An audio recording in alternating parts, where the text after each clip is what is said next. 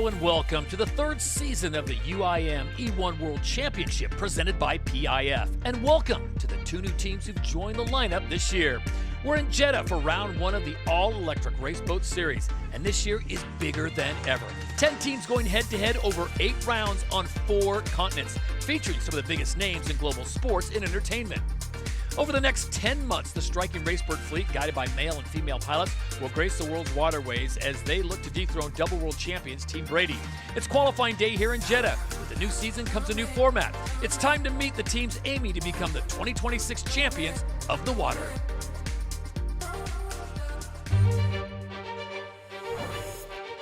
Emma Kimmelainen and Sam Coleman are back in Team Brady colors, each with a giant target on their back as they begin their bid for a third consecutive title for Tom Brady.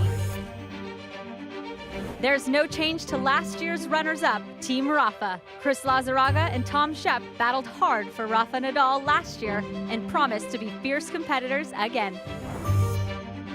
Back in red are Westbrook Racing's Sarah Price and Lucas Ordonez. They failed to make the podium in 2025, but have Will Smith behind them to inspire them to glory.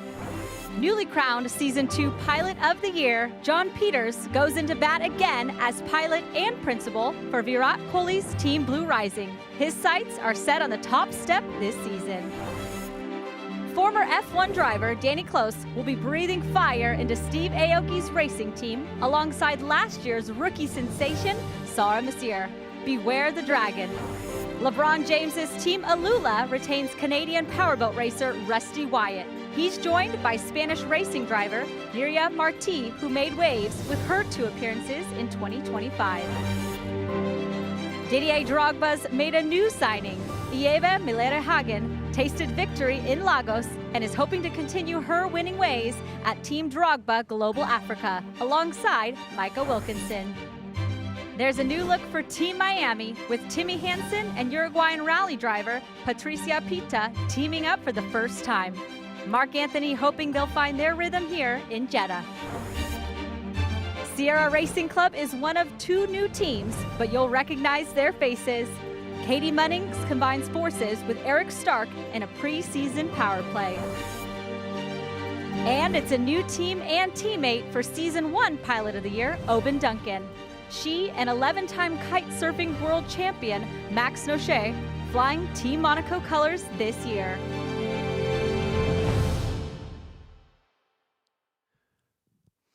And it's time for one of the greatest phrases in racing. It's race day here in Jeddah as we get you ready for action out on the Red Sea. Alongside Saunders Carmichael Brown and Taylor Snyder, I'm Todd Harris. Before we get to the actual racing today, we want to take you back to some of the qualifying racing action that took place yesterday in spectacular conditions here in Saudi Arabia. And what can you say about the defending champions, Team Brady Saunders? They came out and they did not miss a beat from 2025. Yeah, it was a super good performance yesterday. They picked up exactly where they left off as reigning champions, of course. First points of asking, and they did it.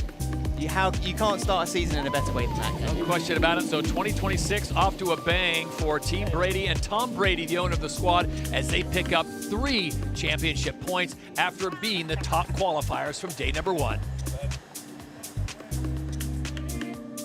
So it was all smiles for the black and gold of Team Brady as they now look to today's action as we look at the standings with the 3 points awarded to Team Brady after their performance yesterday, winning the pole shootout.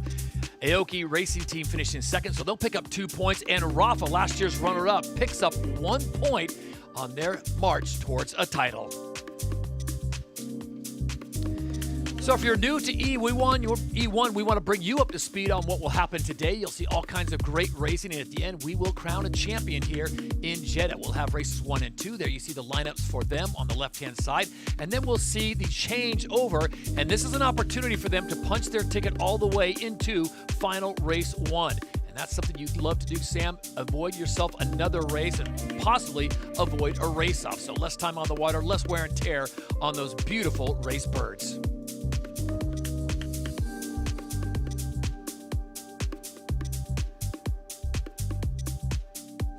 Right now, before we go racing, let's check in down in the beautiful area known as the Launch Zone with a third member of our broadcast team. Here's Taylor Snyder. I'm down here on the launch zone, and it's a beautiful race day. The pilots are getting ready to get in their boat, or their co-pilots are finding a good place to watch these guys take the water. I did have a chance to speak with a few of the pilots, and there's a little bit of mixed reviews as to where the most challenging part of the course is. Michael Wilkinson from Team Drogba was talking about coming around that far corner, going into the straightaway. It's a little bit of wind resistance, so that's maybe a little bit shaky out there. Sarah Price from Team Westbrook was speaking about the last turn over there. That's the most challenging. We saw that yesterday. We're calling it Crazy Coleman Corner. So that really anywhere on the race course is anybody's game, but definitely conditions are the same, so it's going to be an exciting day for race action. So the stage is now set for round 1 of 8 here in season number 3, as the sun is now reaching its apex on a beautiful day of racing in Jeddah. Who will emerge victorious as the teams now getting ready to leave the launch zone, and we will go racing in a matter of moments here on the Red Sea. The long off season has come to an end, and it is now time to start the march towards a champion in 2026. Final bit of preparation taking place onside the launch zone, and then we will get you ready for group stage number 1, and then it is all on as we get a good look at mission control here in Jeddah. So let's take a look at the grid, Saunders, and this is going to be off to a bang right out of the gate. Look at this, Team Brady, Westbrook, Sierra, Monaco, the new team, and Miami. There you are in race number 1, and then the aforementioned drivers. Of course, it'll be Sam Coleman, Lucas Ordonez, Eric Stark, Oban Duncan, and Patricia Pita. So let's take a brief moment and introduce each of the drivers that will be taking place in this one. And Team Miami, powered by Magnus and Mark Anthony, the owner. Yeah, promoted to a full-time seat from her reserve position for this season 2026, looking to have a flying start and get some points on the board. One of the new teams, boat number 98, and their principal Thierry Nocher, and the driver will be Oban Duncan out of Great Britain. The 10-time British powerboat champion, still very young, but with so much experience, a very exciting pilot to watch. Sierra Racing Club, and this will be interesting to see how they fare with Sweden's Eric Stark behind the wheel. Yeah, 23 years of experience here with Eric Stark, not just in E1, but in powerboat across many different disciplines. He's been racing since he was 12 years old.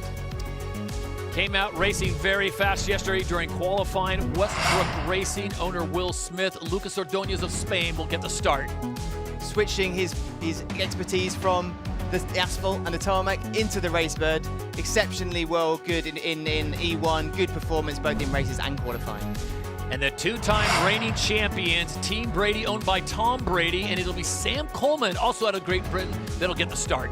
Alongside Emma Kimmelani, he's a double reigning champion in E1, looking for that 3P, and that campaign starts today. So the grid is set for race number 1. We want to take you down on the course and give you a bird's eye view of this beautiful course here on the Red Sea. Absolutely. So races start with a longer variation of the lap for everyone, and being in the lead for that first turn is absolutely crucial. Otherwise, it's wake and spray for everyone behind the leader. So if you aren't leading by the time you're in that turn, you're flying blind into the wake.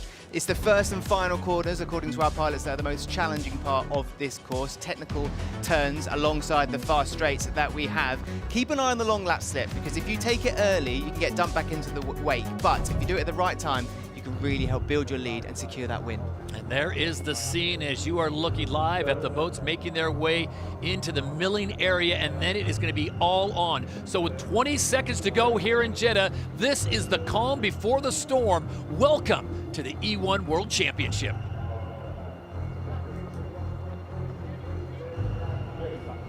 Powered up and trying to hit the line as it hits 0. Oh, we've asked for a bit of a delay, so getting a little bit nervy down there in the milling area, Saunders. Potentially. I mean, it's a big moment, isn't it? It's the first racing action of the season. There's a lot of things at stake, points to prove, campaigns to start. I was all ready to go out in the town, and my prom date didn't show up. So we're going to go back and basically do it all over again as the E1 Jeddah GP 2026 with an auspicious start here as the teams looked like they were all green for go, and then maybe not so much.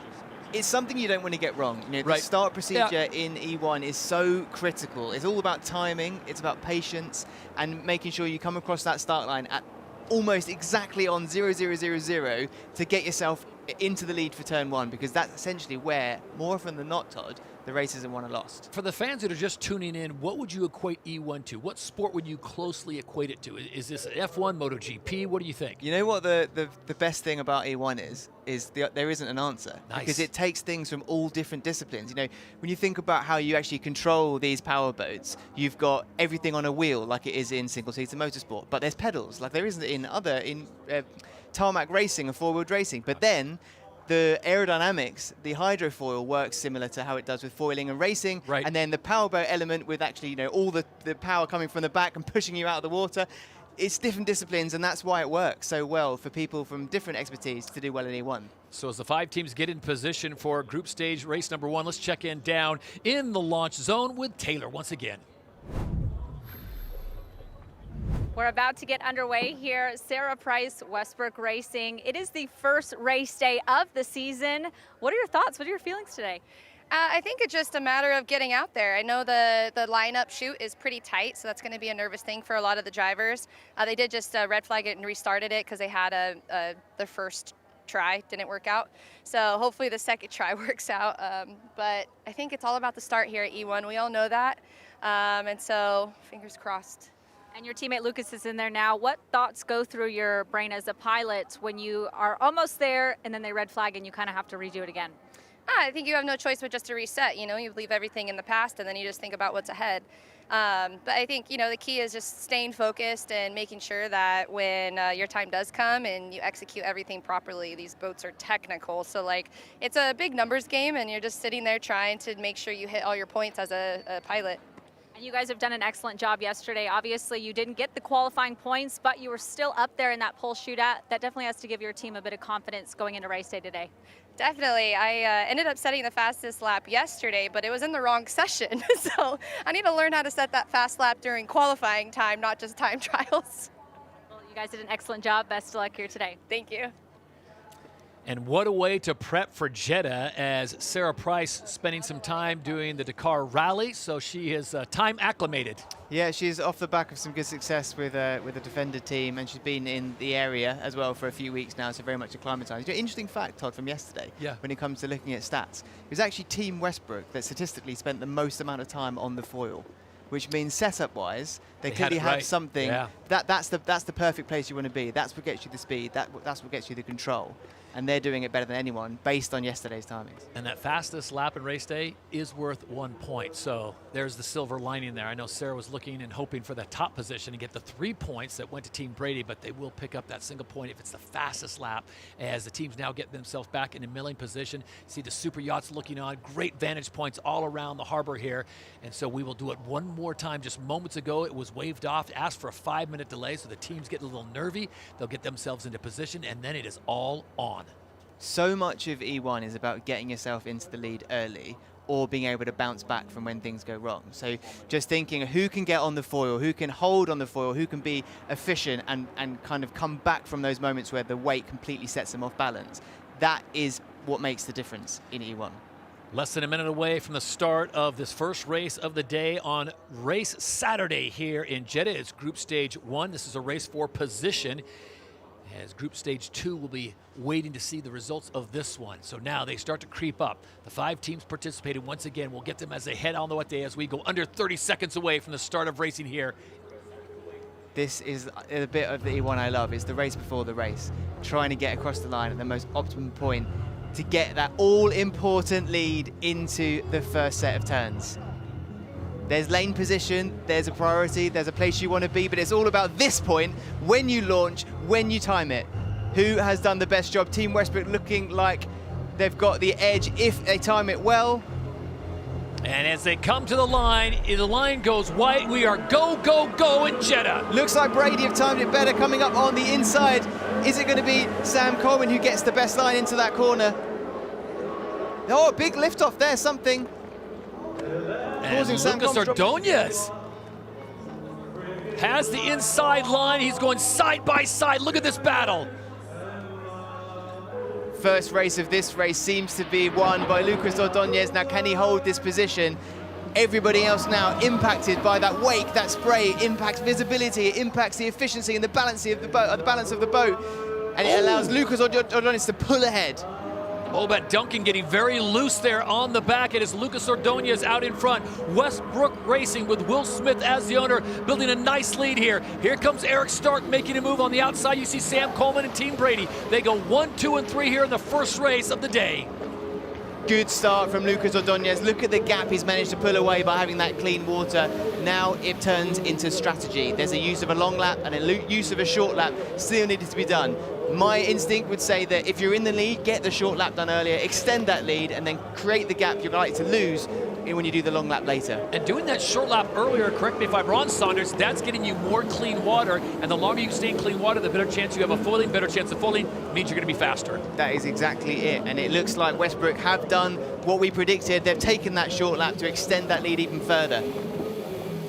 We'll see if anyone decides to follow them, and at this point it does not look to be the case. So to win, you can't follow the entire race. Remember, it's 6 laps, 1 standard lap, 1 short lap, and 1 long lap. Eric Stark from Miami has gone into the short lap. This could be interesting. Look at the point where he rejoins the course. Is he going to get ahead of Sierra, or is he going to be sitting behind all that wake? He looks like he might have just done it, but this is the crunch point, Todd. Miami and Sierra neck and neck as they go down the back straightaway. No one's catching Westbrook Racing right now. Will Smith's squad way down front, Lucas Ordonez, and what a move by Sierra, doing a fantastic job as Sierra picking up some spray. Eric Stark got the job done on Owen Duncan there, and now we'll have that clean water ahead as Team Westbrook are now quite far into the lead. There's that critical turn as they come across the start-finish line one more time, and it is Sierra Racing currently sitting in 3rd place. It is Miami in 2nd, and Westbrook way out in front. Owen Duncan forced to take a wider line there to keep out the wake of Eric Stark and Miami. Now Owen Duncan goes into the short lap to try and get that position back. This could be a great bit of strategy. So Monaco coming up in 5th place. It is Westbrook out in front. Sierra Racing Club sits in 2nd place right now with Eric Stark. Miami currently in 3rd. Team Miami powered by Magnus with their owner Mark Anthony looking to pick up some points here. Starting to spread out just a little bit. This is great, especially if you're Lucas Ordonez, because you got clear water and no one threatening your position. Great, absolutely, but if you're Eric Stark currently sitting in 2nd position, now you've got clean water ahead of you, and Lucas Ordonez is going to have to take that long lap at some point. So how much of that gap can Eric Stark bring down to try and get the job done when that long lap's activated? 4th lap of 6 is underway, and Lucas Ordonez trying to put on some distance on everyone else, knowing, to Saunders' point, that he still has to take that long lap. He has completed the short lap. What can he do? How clean can he stay? Riding on board now, you can see how smooth he is on the water. It makes such a difference not having any weight to contend with, and everyone behind, anyone that has that problem just slows down. And you can see now the gap starting to form out in between the boats. They all want the clean water, and now it turns to strategy when it comes to the use of that long lap. So Sierra has not taken their long lap as well, so it's kind of dead even right now with Westbrook holding the lead. Sierra sits in 2nd, Miami currently sitting in 3rd. Team Brady, surprisingly, is sitting in 4th place. But remember, there's still lots to play with the short and long lap still to be completed. We are in 4 of 6 as we go on board with Eric Stark. I'm surprised that Owen Duncan for Team Monaco didn't opt to do the short lap there. That was an opportunity to kind of get herself more in the mix with Miami and Drogba. But potentially a different strategy at play there. Maybe they know something that we don't, Todd. Lucas Ordonez out in front. Eric Stark sits in 2nd. Patricia Pita sits in 3rd. And then it's Sam Coleman for Team Brady in 4th. And Oben Duncan of Monaco, the new team, currently sitting in 5th as they are on the 5th lap, the penultimate lap here of 6. Team Westbrook again, no long lap yet. Maybe they're looking to try and build a bit more of a safety blanket when it comes to using that long lap. I'll tell you what, it all goes back to the start when you have that much clear water and smooth sailing. Lucas Ordonez making quick work of the rest of the fleet right now as he is up on the foils and flying down the backstretch. It's a sizable gap now. We're looking at about 12-second lead from Lucas Ordonez versus Eric Stark as Brady and Sam Coleman go into the short lap. Where is that going to put Sam out when it comes to Patricia Pita in Team Miami? It looks like it's going to be okay. He's going to pick up a position there, but we'll have the long lap still to do. No, he won't. He's done his long lap, actually, hasn't he, Brady? Already. This could be why they've won 2 championships. So Westbrook is out in front as they get coming around the final lap. So the white flag is out, which means that Westbrook Racing and Lucas Ordonez will now need to be very precise as they are off and venturing into the long lap. Keep an eye on Sierra, currently sitting in second place. Sierra also will be going long lap, and now I guess the big question is, Saunders, can Team Brady do enough with Sam Coleman to catch up to Lucas Ordonez, who's on the long lap? I mean, effectively what they're doing now is taking the strategy out of it. Yep. By both doing the long lap at the same time, it now has just to be a hunt. You can't win if you follow, is what I've always been told. It's Eric Starks now, it's up to him now to push, and try and bring that gap down naturally outside of any long lap or short lap strategy. I think the interesting thing is going to be what happens with Brady and Sierra as they come together. And there you see it side by side. Ordonez all but checked out. The battle is on for second place, and it is Team Brady, Sam Coleman, who's moved slightly ahead of Sierra. Literally foil to foil here. Who's going to get the lead? That could be it for Sierra, caught up in the wake of Brady. Sam Coleman should be able to pull away a little bit now. So no tears for Team Brady and Sam Coleman as they were mired in the back of the fleet in 4th place for a time. And it is Westbrook that comes around. They will take the win in this first race. Well done to Lucas Ordonez. It'll be Brady making great moves and good strategy. They will finish in 2nd place. 3rd belongs to Sierra Racing Club. Great strategy to secure that 2nd place for Sam Coleman and Brady there. Oban Duncan gets herself out of the 5th and final spot. She'll move up 1 position into 4th place. And for Miami, it just went from okay to average to worse. Team Miami will finish in 5th place with Patricia Pita.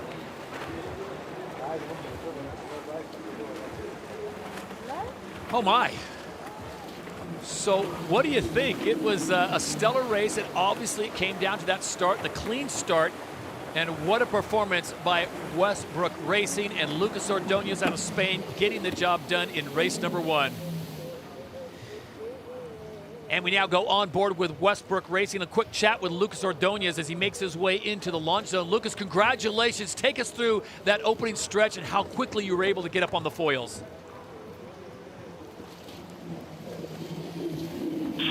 Well, yeah, that was a good start.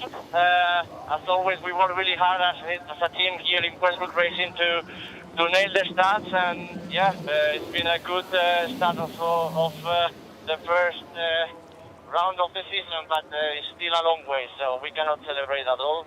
We know that from yesterday. We did well in the first qualifiers, but then we struggled a little bit. But yeah, happy so far. First win of the season.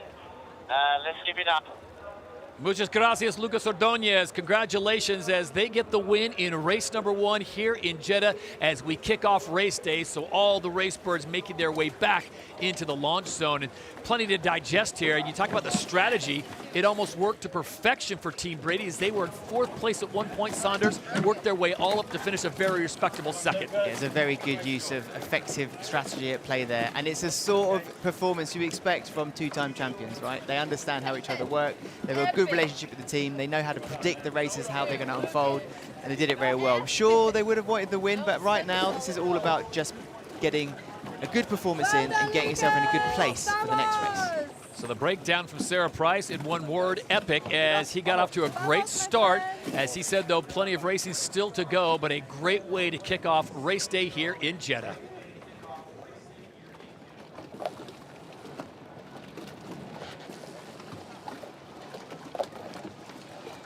And it almost worked to perfection.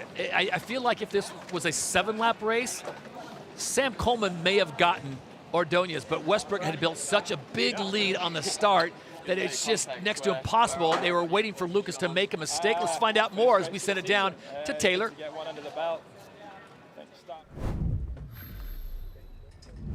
Down here on the launch zone with our winner. He's getting a quick drink of water because, again, the heat here is wild. But Westbrook, you have taken the win in this round.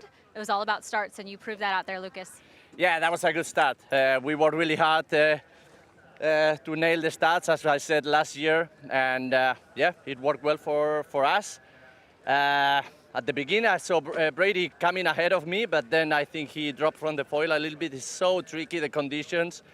and very little mistake is a big mistake here in the start. So yeah, I was lucky to keep on the foils, and let's keep it up. Now Sarah goes first in her heat, and let's keep progressing. As we know from the past in E1 series, we cannot celebrate until it's final two, but yeah, happy so far. Everything is working, and yeah, happy for the boys, which it's been a long week working for the pre-season test, and yeah, they deserve it, so let's keep it up. Yes, everything is working, but like you've said, you've done your job. Sarah, that puts you on pole. What's it going to take? No pressure or anything, you know, I just have to be like Lucas in my next run out. The start's everything, so just have a good start and then a clean run is the ultimate goal, just to do exactly what he just did. So that will then put us in a final if we do win this next one. If not, we will go into the race off, I believe, to get into the final. All eyes are on Westbrook Racing heading into that next round. Best of luck, guys. Thank you. So one race complete, and it's Westbrook Racing that's celebrating as Lucas Ordonez steers that race bird into first place. So Will Smith's squad takes the win there. Team Brady, Tom Brady finished in second, something he's not used to, with Sam Coleman finishing there. And Sierra goes third with Monaco and Oban Duncan on fourth. And a tough go to start things off for Patricia Pita and Miami. So that is your 1 through 5. As we want to go back and take a look one more time. And this race isn't just about the start, and I think that's the institution of the standard lap, the short lap, and the long lap. Really mixes things up, Saunders. It's a combination of everything. The start does a lot. It gets you in the position you need to be to try and build a gap, but then it does come down to the strategy. And this was the moment where you see here, Sam Coleman almost did the job. He took full advantage of that opposite lane position that he earned from qualifying, the team earned from qualifying, but the timing was all down to Westbrook and Lucas Ordonez. They got into the pivotal position you need to be into turn one, in the lead, in the clear water. Side by side were Westbrook and Team Brady momentarily, and it looked like Sam Coleman got a little loose there, just a little bouncing there, as Westbrook was able to keep it clean. Sierra Racing also had a fantastic start. Got to give them credit because they were in the mix for a long time with Eric Stark at the wheel. Oh, it's actually quite close to coming together there. Almost came together, those two race birds. And then that really knocked Eric Stark off balance of Sierra and allowed Lucas Ordonez for Westbrook to pull ahead. So as they say in some forms of racing, rubbing is racing, but I don't think that's the case here for these race birds, as carbon fiber does not take kindly to bumping. Yeah, we've seen a fair bit of it in the time in E1 so far, but you know what, it needs to be avoided at all costs, because all you're doing is slowing yourself down, causing yourself more problems with having dirty water, and you don't get to do what Lucas Ordonez did. Question for you, Saunders. Is he getting the controls or the decisions being made from mission control on which lap and when to take short and long, or is that a decision he's feeling out in the water? I think that comes from the team. I think that comes from the spotter, looking at the water ahead, looking at the timings, looking at how much time is lost in the long lap, and if there's enough of a cushion to do it. I think it's a real team effort. So depending on what you do, getting the whole shot or the first person to that first turn, I'm sure that determines a lot of how you're going to go and when you're going to take that long lap and short lap. But it's proved perfect. And there you see the reaction from Lucas Ordonez as they get it. We check in one more time before we go racing. Down with Taylor. As we know here, it's all about the starts. And Eric Stark, you certainly know that. You were a little bit scrappy there on the start, getting into it with Westbrook a little bit. Tell me about it. Yeah, I mean, coming here with a new team, and we, you know, as you see now, we have the pace to give the big teams a fight. So, I mean, they need to watch us. We're coming. Yeah, I was happy with this race. I mean, be so close to them. It shows that we have the pace, but you know, it's small things that can make a big difference. So, yeah, very happy with the first race. There's still a lot. As we know, anything can happen. It's going to be a long day of racing as well as a long season, but you guys are ready for that. Yeah, for sure. I mean, as you see, we have the pace in the boat, so now it's Rihanna, and Rihanna have shown that she improving so much every time on the boat. So yeah, we're aiming for the podium. Perfect. Sierra Racing Club is giving a warning to the other drivers to watch out. Oh yeah.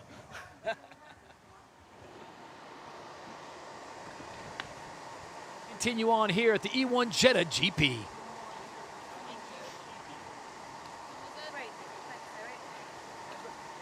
So now the debrief begins as Eric Stark quickly out of his flight suit and sharing with his partner.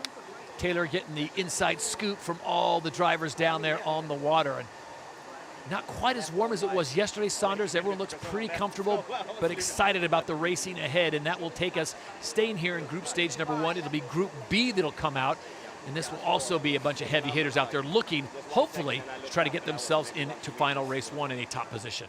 Yeah, absolutely. I mean, ambient conditions, one thing, just keeping cool. It was very hot. It was at 30+ degrees yesterday for these pilots, and there's no air conditioning in those race birds, I can tell you that. But when it comes to the water conditions, it looks pretty favorable today. Yeah. But we did see, as time went on yesterday, those conditions get a little bit trickier as the day went on.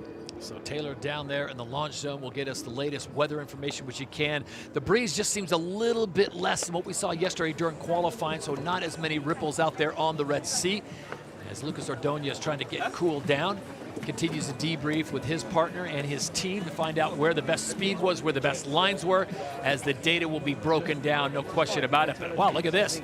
Talking with competitors, you don't see that very often out on the grid as the teams now begin to make their way out. For the next race, it'll be Group number B, Group Stage number 1, and another 5 tremendous teams ready to challenge themselves out on the Red Sea as it is race day here at the E1 Jeddah GP 2026.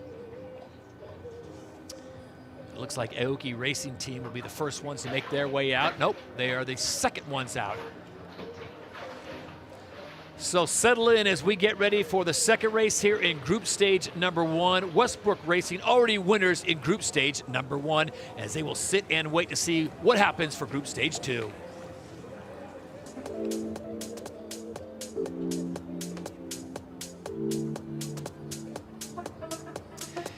Absolutely beautiful day, and our thanks to our host city, Saudi's Jeddah, the host city for round 1 of the E1 World Championship, known as the Bride of the Red Sea, a coastal and commercial hub for this nation, as the teams now leave the launch zone and prep for the next race. It'll be Group B of Group Stage number 1. 5 teams taking place as we get a look at Team Drogba, Global Africa, and their owner, Didier Drogba, making their way out to the milling area. A little bit more nervy than we saw yesterday, Saunders. At this point in the morning, we were still on qualifying time trials, and that was single boats out of the water. It's a whole different kettle of fish when you've got 5 teams on the water as opposed to just a single. Yeah, and also the fact that they're racing each other now rather than racing their time. They all had this kind of gift of clean water to be able to put the best lap they could in when it came to the Q1 and Q2 in the pole shootout yesterday. Now there's only one bit of clean water, and they all want it. Getting out in front is one thing, but being able to hold that line and hold that position with the strategy taken in with the short lap, a long lap, and of course standard lap. 6 laps of racing here on the Red Sea as you see Team Rafa getting themselves into position. Aoki Racing Team also just about ready to go. So the milling process underway, and looks like all 5 teams are in the milling area. And in a moment, we will introduce you to all the teams participating in the second race of the day.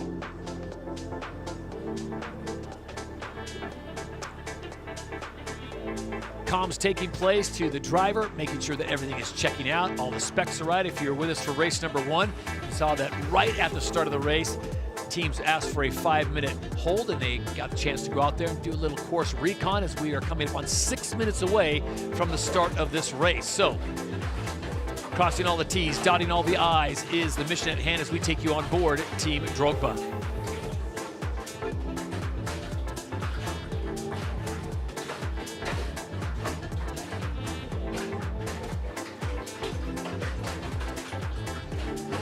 Let's go back down to the launch zone and check in one more time with Taylor Snyder. I've made my way over here to Aoki Racing to speak with you. Danny, Sarah obviously just took off in the Dragon boat out there. You're all good vibes, but it is race day, so it's time to get serious today, yeah? Yeah, now it's completely different. Yesterday it's already gone. We had a good performance, I think, but today it's completely different. Now we're racing. Now we are fighting for positions, and let's see, there's some strong boats out there. Any insight to me, you guys never share, but any insight on strategy going into today's rounds? Yes, of course, man. Go out and finish P1. That's my strategy. What did you think of the first race, though, after watching your other competitors out there in the first race? What a lively start that was. Well, I mean, we know it's tricky. We know that anything can happen. The start, it's a very important part of the race. You can see it. And yeah, my race is going to be tough too, so we will take the maximum out of it. Wonderful. Thank you, Danny. Gracias. Danny Close and his time for Aoki Team Racing as he watched Sarah Masir, his teammate from Jamaica. As we go on board with her, she gets herself ready to go. In just a matter of moments, it'll be race on as we are under 4.5 away. And before we turn loose the hounds on this course for 6 laps, we will introduce you to everyone, gives you a good look at who they are and what they will be trying to accomplish here. Conditions maintain the same, and we'll get more on if the wind picks up or the water conditions a little more choppy out there on the Red Sea, but right now no one's talking about that. Everyone's talking about the racing and kicking off this 2026 season in style. 4 minutes until we go racing. Look at the fans out there, Saunders. They're getting themselves a good quality position. That's a good position to be, Yeah, isn't it? Watching from the water. I'm envious of that. They feel it. Going out there, maybe nice cool beverage on a warm day and watch the best racers here in E1 do battle on your home waters. That's no better way to spend a Saturday. Team Drogba putting themselves into position as some of the traffic gets out and about of the way. You see Aiva Miller-Hagen for Team Drogba, her teammate Michael Wilkinson out on the water, so she'll be keenly aware of what's going on and taking some personal notes. She's locked in. 3 minutes and 15 seconds away as Mission Control is in a full froth as they are crunching the numbers, trying to find the best line, how they can give their team the best opportunity to get a win here in race number 2. Before we go racing, let's meet all the participants here in race number 2 of Group Stage 1. So there they are. It's Aoki Racing Team, Rafa, Drogba, LeBron James, Alula, and Blue Rising. Maybe the story of the weekend, John Peters going solo. It'll be Sarah Masir, Chris Lazaraga, Michael Wilkinson, Mireia Marti of Spain for Alula, and John Peters flying it solo this weekend. Well, what can you say about John Peters? He's getting it done. He is the Ironman this weekend on the back foot with just one driver. Yeah, this is a pilot with more speed records than anyone in history and E1's only pilot and principal. LeBron James used to winning titles as Team Alula now on the line with Mireia Marti of Spain. Yeah, a real standout talent in the F1 Academy and W Series. She knows about battling wheel to wheel, now looking to bring that to the water. Team Drogba, Global Africa, Didier Drogba, Michael Wilkinson. I talk about a steady hand behind the wheel. Steady hand behind the wheel and very knowledgeable when it comes to fours. Red Bull foiling world champion 2016 and an Olympic gold medalist in the Paris Olympics. Sailing, foiling is in Kiwi blood. You had me at foiling, you had me at Olympic gold medal, and Team Rafa, Rafael Nadal, and Chris Lazaraga were the fastest drivers out of the water yesterday. A multiple jet ski champion and a serious championship contender. Both her and the team have been in E1 since they've started, really, especially last season. A master of all trades behind the wheel is Chris Lazaraga. And finally, Aoki Racing Team, Steve Aoki's squad, Sarah Masir out of Jamaica. Had a really good standout rookie season last year, and she's ready to put her mark on the E1 Championship on the water this season. So it's the exact same course for Group B that it was for Group A. We take a look at it one more time. You see the lines. You have the long, the standard, and the short. And there is so much strategy as we saw in race number 1, Saunders. There really is, and we've seen from that race exactly how important that race start is and timing that start perfectly, both from lane position but also on speed going into that first set of corners and trying to get that lead. After that point, it's about building that lead and using the strategy. It's a full team effort, and it's where everything comes together to get position for now, but later on today, points on the board. All right, keep your eye on that pole position, that whole shot, the first one to the buoy to see who can do it. As you see all the teams now in the milling area, they are ready to go and they are waiting for green. It is Aoki, Rafa, Drogba, Alula, and Team Blue Rising. So 15 seconds away, wait for the movement. Team Alula looking a little bit out of sorts there, not facing the right direction, but the other three seem to be going. Have Rafa timed this well? They look to have the best acceleration. They don't have lane position, so it's really going to be whether Sarah Masir and Aoki are happy to give up that into turn 1, but is this Michael Wilkinson coming around the outside of Team Rafa, or even John Peters on the outside of that? So it is Rafa and Peters out in front. Who is going to hold their nerve the longest as they approach mark number 1? Race 2 is on. This is the first lap of 6, and here we go. The turn is coming in. It looks like it will be Team Rafa and Chris Lazaraga that has the spot. Chris Lazaraga into the league, and all sorts of issues for Michael Wilkinson. Just got caught up in all the wake of the Rafa boat as it went through that first mark. Now it's looking to try and find that clean water. You see him pull out of the wake onto the side, trying to get that balance back into the race bed. So you can go wide, find cleaner water, but you can travel greater distance. And meanwhile, it is Team Rafa out in front. Chris Lazaraga out of Spain doing a masterful job right now, starting to create some distance. It is 4 teams. We're missing the 5th team as we've got no sighting of Team Alula just yet. Michael Wilkinson on the boost there, trying to regain that gap on Chris Lazaraga. It's going to be hard work now, because when you're Chris Lazaraga in this position, you've got the clean water, you can just build and build and build. It makes the job of everyone else behind harder, and that's where the strategy comes in. So we'll keep an eye on who's doing their long laps and short laps. And Saunders, I've got to wonder, with it not being a standard 5-boat race right now, it seems like there's just 4 boats, and Team Drogba also having issues out there. So really, it is down to 3 boats. So would you now recommend possibly, hey, take that long lap and get it out of the way? You've got to play the conditions and the situation in front of you, really. The team radios will be alive right now trying to figure out what they're doing, and Rafa have taken full advantage of getting that extra lead and done the short lap. So the boost is on for Rafa and Chris Lazaraga. Very smart team, not listening to yours truly, and it will be Aoki Racing. I mean, Sarah Massir's going to go long. It makes sense, right? There's really little you can lose at this point. No. You get the long lap out of the way. You've got no chance of John Peters causing you any problems on the rejoin. It's a perfect way to do it. Drogba and Alula out and out on the left-hand side. They've got issues. The racing continues on here. Race 2, Group B, lap 2 of 6. And that is not a happy driver. Yeah, it's a real shame to see that, because you want to have everyone in the mix, don't you? And maybe it's a technical issue or something, but it's a shame not to see all boats out on the water. But doesn't take anything away from that start and the work that Chris Lazaraga and Rafa did to get into this position, where they can now just try and keep things comfortable and bring it home. And we're getting reports that Drogba right now has a foil issue, and that will be a major problem, unfortunately, for Michael Wilkinson, one of the top drivers in the fleet, and he is just dead in the water right now. Team Blue Rising, Rafa out in front, Aoki sitting in second, and I got to be honest with you, Rafa is just, as they say in Supercross, checking out.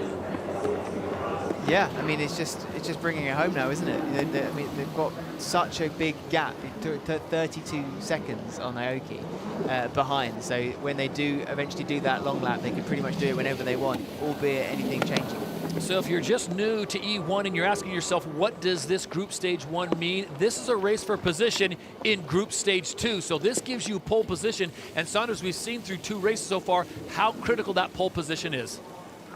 It's very critical, but just to look at what we've got now, we've got John Peters and Team Blue Rising doing their long lap, and Rafa now kind of approaching the point where they're not doing a long lap. They have got it yet to come, whether they're going to do it now or not. It looks like they are going to do it now. That is smart, because what I was about to say is if they didn't, they might cause themselves to be in the wake of John Peters, even though they would be a lap ahead. Always want to avoid that. You get a good look at Team Blue Rising. That is John Peters doing double duty this weekend as he tries to keep that craft up and on the foils. Rafa now on the long lap. Fantastic job from the get-go. Chris Lazaraga not caught up in any of the drama, but continually make great progress around the course on a beautiful day in Jeddah. So let's see what sort of gap this does to the gap, rather, of Team Rafa's. It's got to be massive, right? How much you lose from the long lap. So they were about 30 seconds, and that's just gone down now to 28 seconds. That might come down a bit more, 25 seconds. So it is looking like a sizable time loss in the long lap. So let's keep an eye on that later.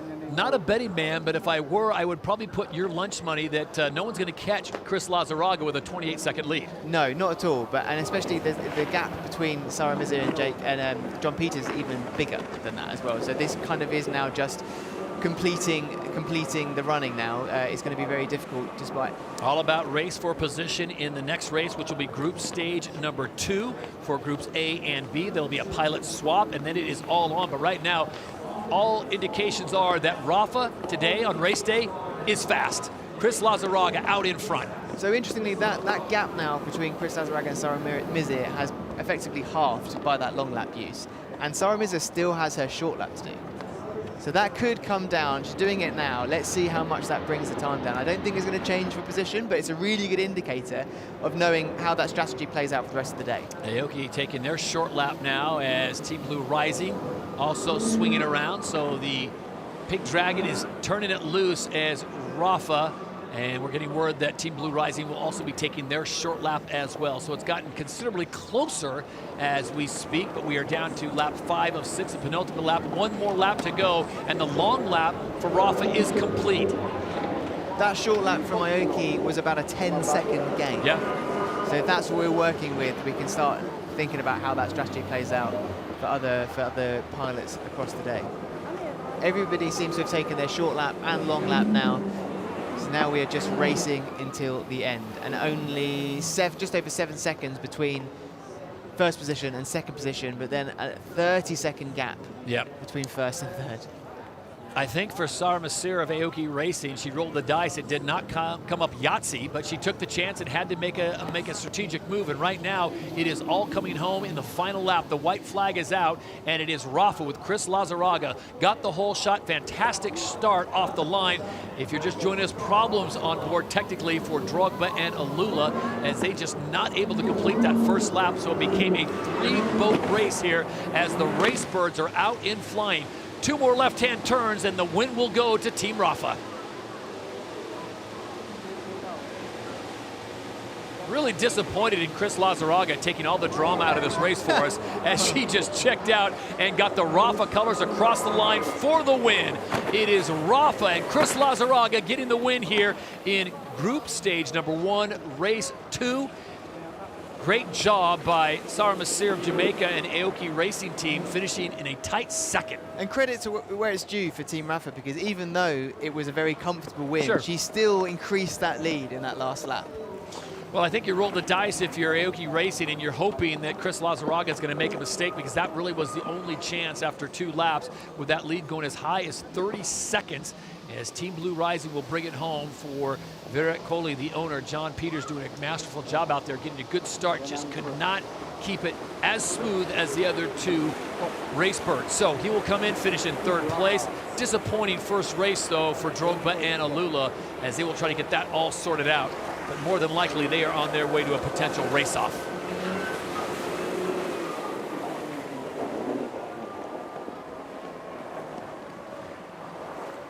And we now go on board with Chris Lazaraga and the winning team of Team Rafa.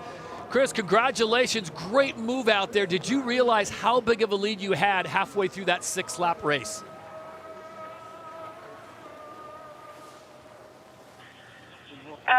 Not really, but yes, I think it's a good way to start the weekend, and we have to keep up with the good work. I'm really hoping for Tom to have a good run also, and congratulations to all the team. We did a good strategy. It was a teamwork for sure.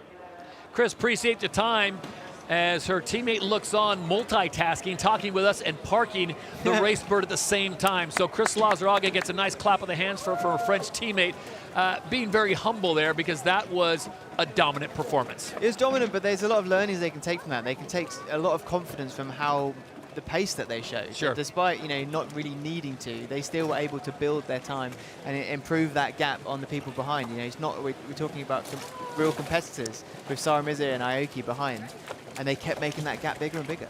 Do you think there's a little bit of experience going out there and experimenting with different setups to see how that was going to work out? Well, we can find out possibly with Taylor, as Taylor's down in the launch zone and ready to talk to the winners of race number 2 here in Group Stage 1.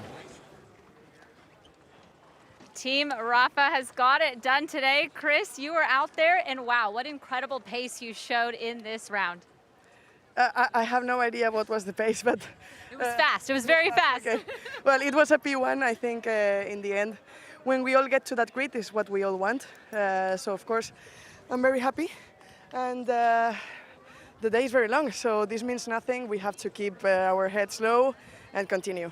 Absolutely. Yesterday, Tom, when we spoke, you were showing a bit of frustration. Obviously, that's changed. We said anything can happen. So now you guys are back on top. But like your teammate said, it's a long day. Yeah, obviously it's a long day, but Chris making incredible run. All the team worked really hard yesterday, and yeah, she's super fast in this first race. So now she put me in the first position to the next race. So it means a lot, and we will try the best. But yeah, starting well. So but long day, still many things to do. Yeah. Congratulations, Team Rafa. Thank you. Vamos. Vamos indeed. So the two big winners in Group Stage 1, races A and B, it's Westbrook Racing, Will Smith, Lucas Ordonez, a Spaniard. And in race number 2, it is Team Rafa, Chris Lazaraga, a Spaniard. Coincidence? I think not.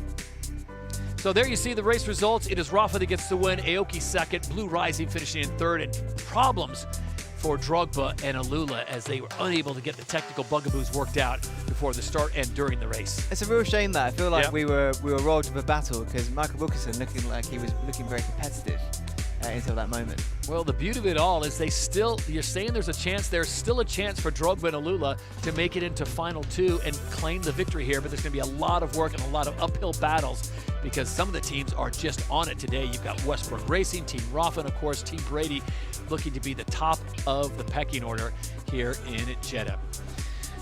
Well, great race as the teams now begin to debrief, and we want to debrief with Sarah Masir of Jamaica. She's standing by with our very own Taylor Snyder. Down here with our second place finishers in that round, Sarah Masir, Aoki Racing, an incredible race you guys ran out there. Danny seemed all confident in your abilities, and you proved that here. It was a good race. Got quite rough out there, but felt good in the boat, had the pace. Messed up on my part a little bit at the start, but nothing I can't learn from. Won't make that mistake again. Absolutely, that's what it's all about, right? Getting out there, learning about your challenges in the boat, learning about the different conditions, and then taking that into later rounds today. What advice will you have for Danny when he jumps in? Just head down and have fun, you know. Just do his best, which everyone knows he has it in the bag. So just vote of confidence from me. Thank you, sir. Anytime. So the Pink Dragon looking very good there in race number 2 as they finish in second place overall in that race. Team Rafa obviously getting the win. Going back to the start, kind of a weird dynamic there, Saunders, as it was 5 boats, quickly whittled down to 4, and then quickly whittled down to 3. Yeah, I mean, it's a shame when that happens. No one likes to see it, but I think credit where it's due to be able to just still do the job. And now I do feel for Drogba and Alula just to try and get the job to anything fixed so they can still be in the shot for the rest of the day. Well, Taylor Snyder's very busy down there in the launch zone. She's now with the driver for Team Blue Rising, who finished in third. Here's John Peters. John Peters, the one-man show this weekend. It was your race out there. Didn't get the finish I think that you probably wanted, but you were able to get out there and put down some laps. You know, actually, that's exactly what we wanted. What we had here is because we were ineligible for the next heat, we were aiming for the fastest lap. Today is just all about points, and so we actually set up 2 laps in that sequence of 6 for specifically 2 qualifying laps. And so we laid down some stuff that might hold up for the rest of the day. It's wind's coming in, weather's coming in, so we'll see. Well, I'm all confident in what you have to bring. What is your team doing behind the scenes to make sure to give you that pace? Well, you know, it's been very, very, very heartwarming the whole time here with this new crew. They've been checking everything. They've been going through everything. I've never had a cockpit smell so good. And when you're sweaty and gross during the middle of the day, it's pretty sweet to be able to have that nice smell. I think it's like one of those pine tree holders that they put in the rearview mirror. It's one of those, so it's good. That could be the secret to Team Blue Rising this weekend, is an air freshener. You know, maybe. We'll see. Thank you, John. Thank you. So TBR rocking the New York taxi cab look with the pine tree hanging from the rearview mirror. Haven't seen that yet. I'm sure Taylor will get to the bottom of that, but a nice smelling cockpit, no problem for John Peters. He gets third. Great strategy. Look at this start, side-by-side racing. That's what makes E1 so wonderful to watch. And it was really competitive. Look at that with Rafa, and that's Michael Wilkinson there. That's why I feel like we were robbed of a good battle there with their technical issues, because going into that first corner, Rafa got the edge, but he wasn't far behind. Right. So that's where the problems began, both for Alula as Aoki and Team Rafa went out in front. See her racing in that first race, similar situation. That is a perfect example of what happens when you get in the wake of the race bird in front. It's not just about destabilization. It's not just about losing control. You don't even see where you're going because your entire windshield is covered in a very dense, salty spray. So Team Drogba with their problems was being reported that they had foil issues. Might have been one of the moments as they were able to pull off the course. Yeah, it looks like that is not operate in its optimal situation. But in the end, it was all about Chris Lazaraga, the Spaniard, getting it jump for Team Rafa. Rafael Nadal obviously recognizing a dominant performance as she gets it done for Team Rafa, putting them in a great situation for group stage number 2.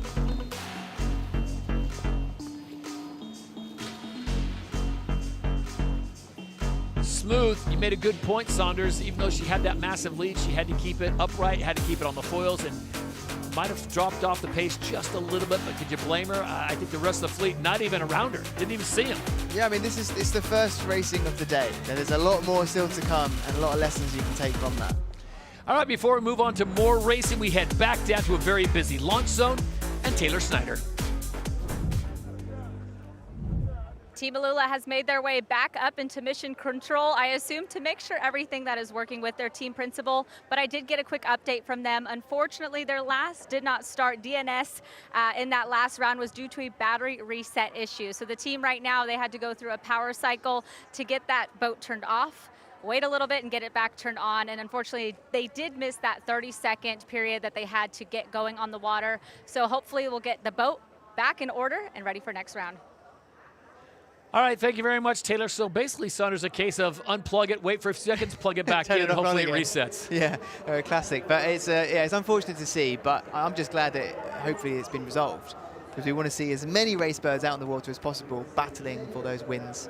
What a view for all the VIPs in the Ocean Club as the teams get ready for the next go-around out on the Red Sea. It'll be group stage number 2, and the winner of that will advance to final 1. The loser will go to the place race. Both situations play out for both groups A and B, and we've got a pilot swap. So the pilot swap has taken place. They've cleaned things up. Get that windscreen all cleaned up, because visibility will be key, especially with 5 boats out of the water going full bore here on the Red Sea at stop number 1, season 3 of the 2026 E1 Jeddah GP. So strap in, settle in. We are about to go racing yet again.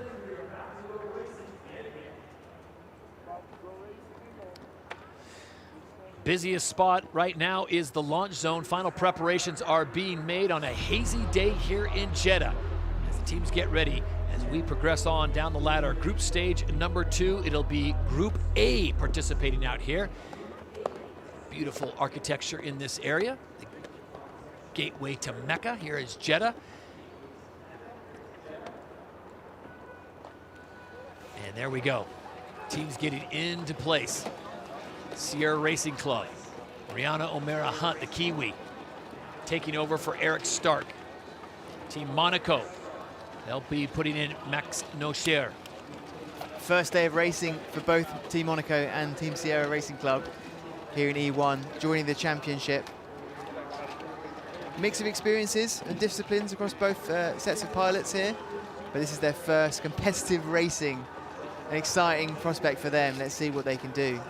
We take you on board, get a good view of Max as he calms himself down and gets ready to go to battle. Remember, yesterday was all about the appetizers, the qualifying time trials, Q1, Q2, and also Q3, also the pole shootout, which is as known. And if you were just joining us, it was a great day for Team Brady as they picked up the 3 championship points.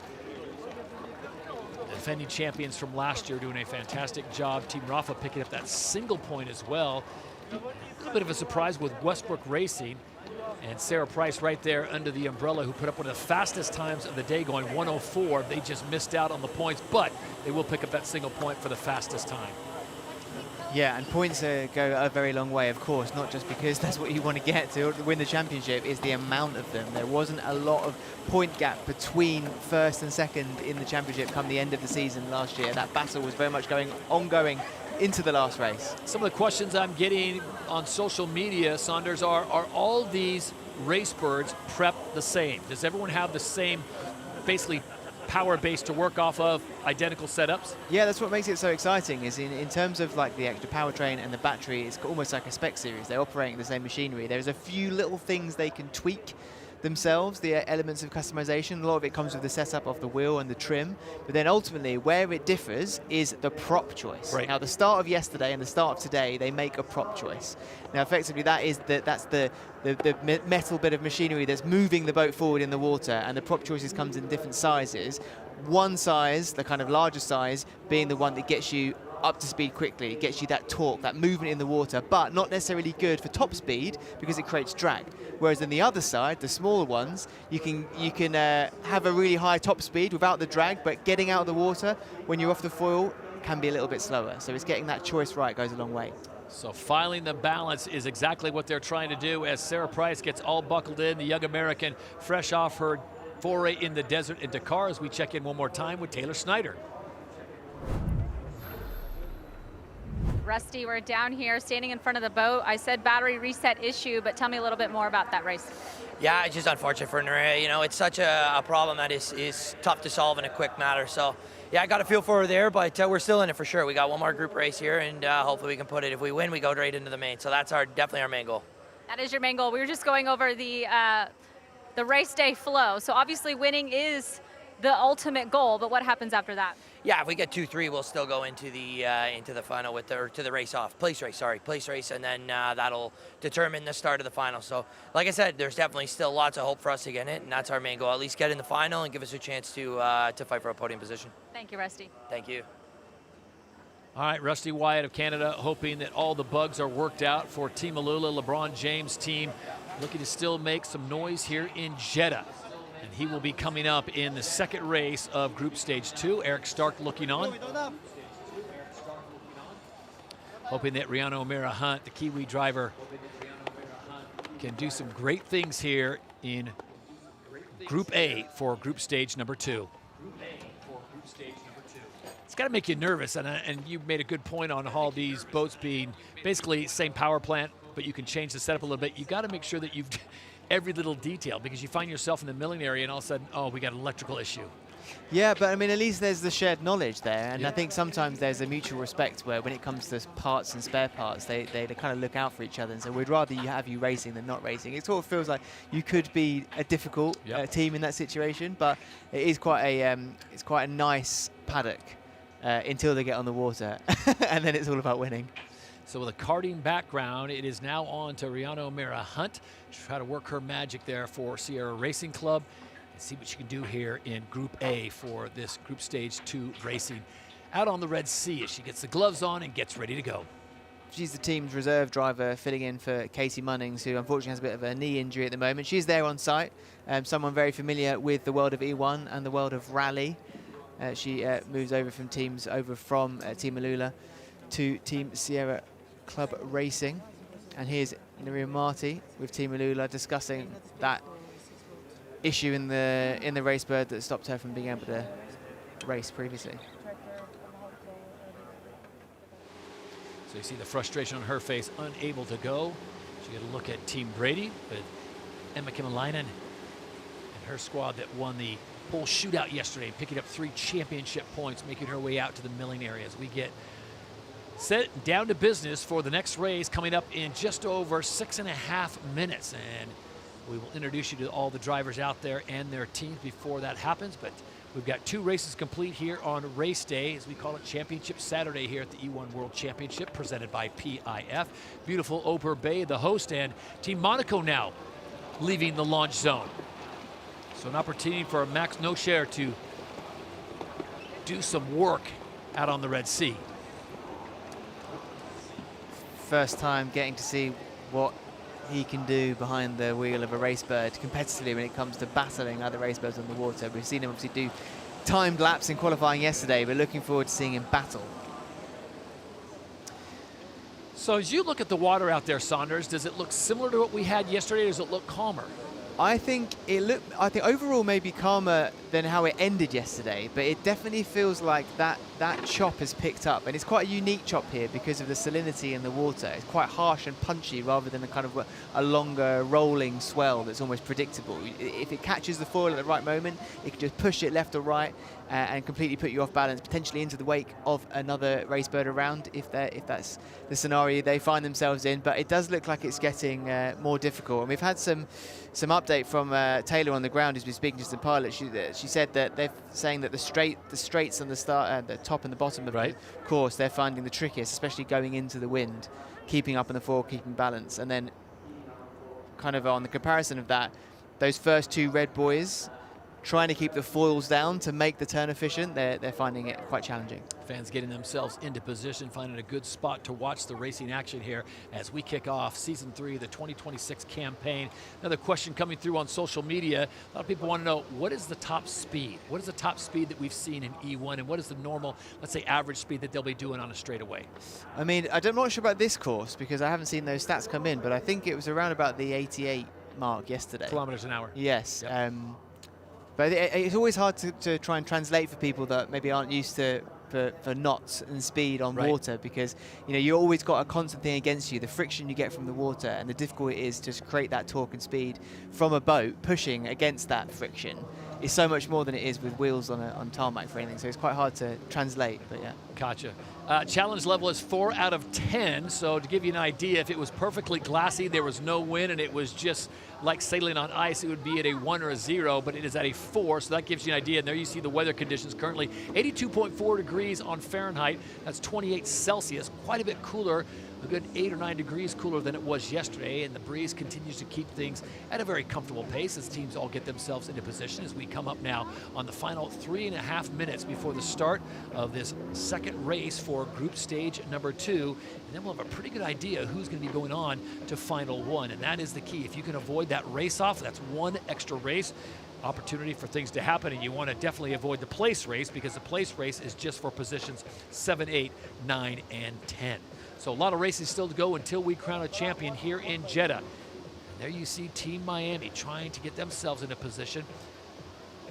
Let's see what happens with Timmy Hansen now of Sweden in behind the wheel.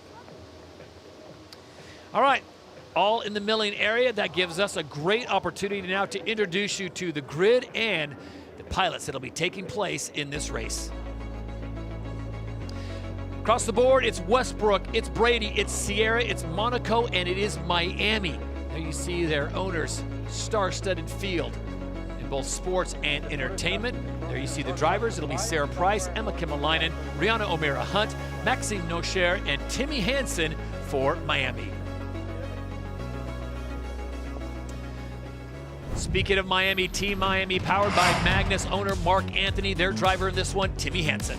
Yeah, very experienced in E1 and the World of Rally, 2019 World Rallycross champion. He moves from Team Brazil to Team Miami, hoping to bring some of that experience with him, bring the team up to scratch. One of the new teams this year is Team Monaco. Max Nocher, no stranger to foiling. Bit of a local hero for the new Monegasque outfit, being Monegasque himself. But yeah, as you say, 11-time World Kite Foil champion.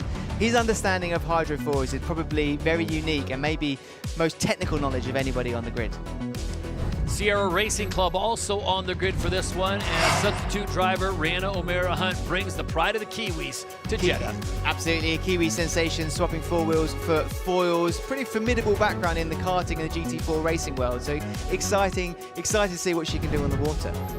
Emma Kimmelainen, she was the queen of the Red Sea yesterday with a dominant performance, getting her team those 3 championship points in the full shootout. Yeah, one half of a double championship winning team with Brady. Lots of wins, lots of podiums, a very, very dominant team, one to watch for sure.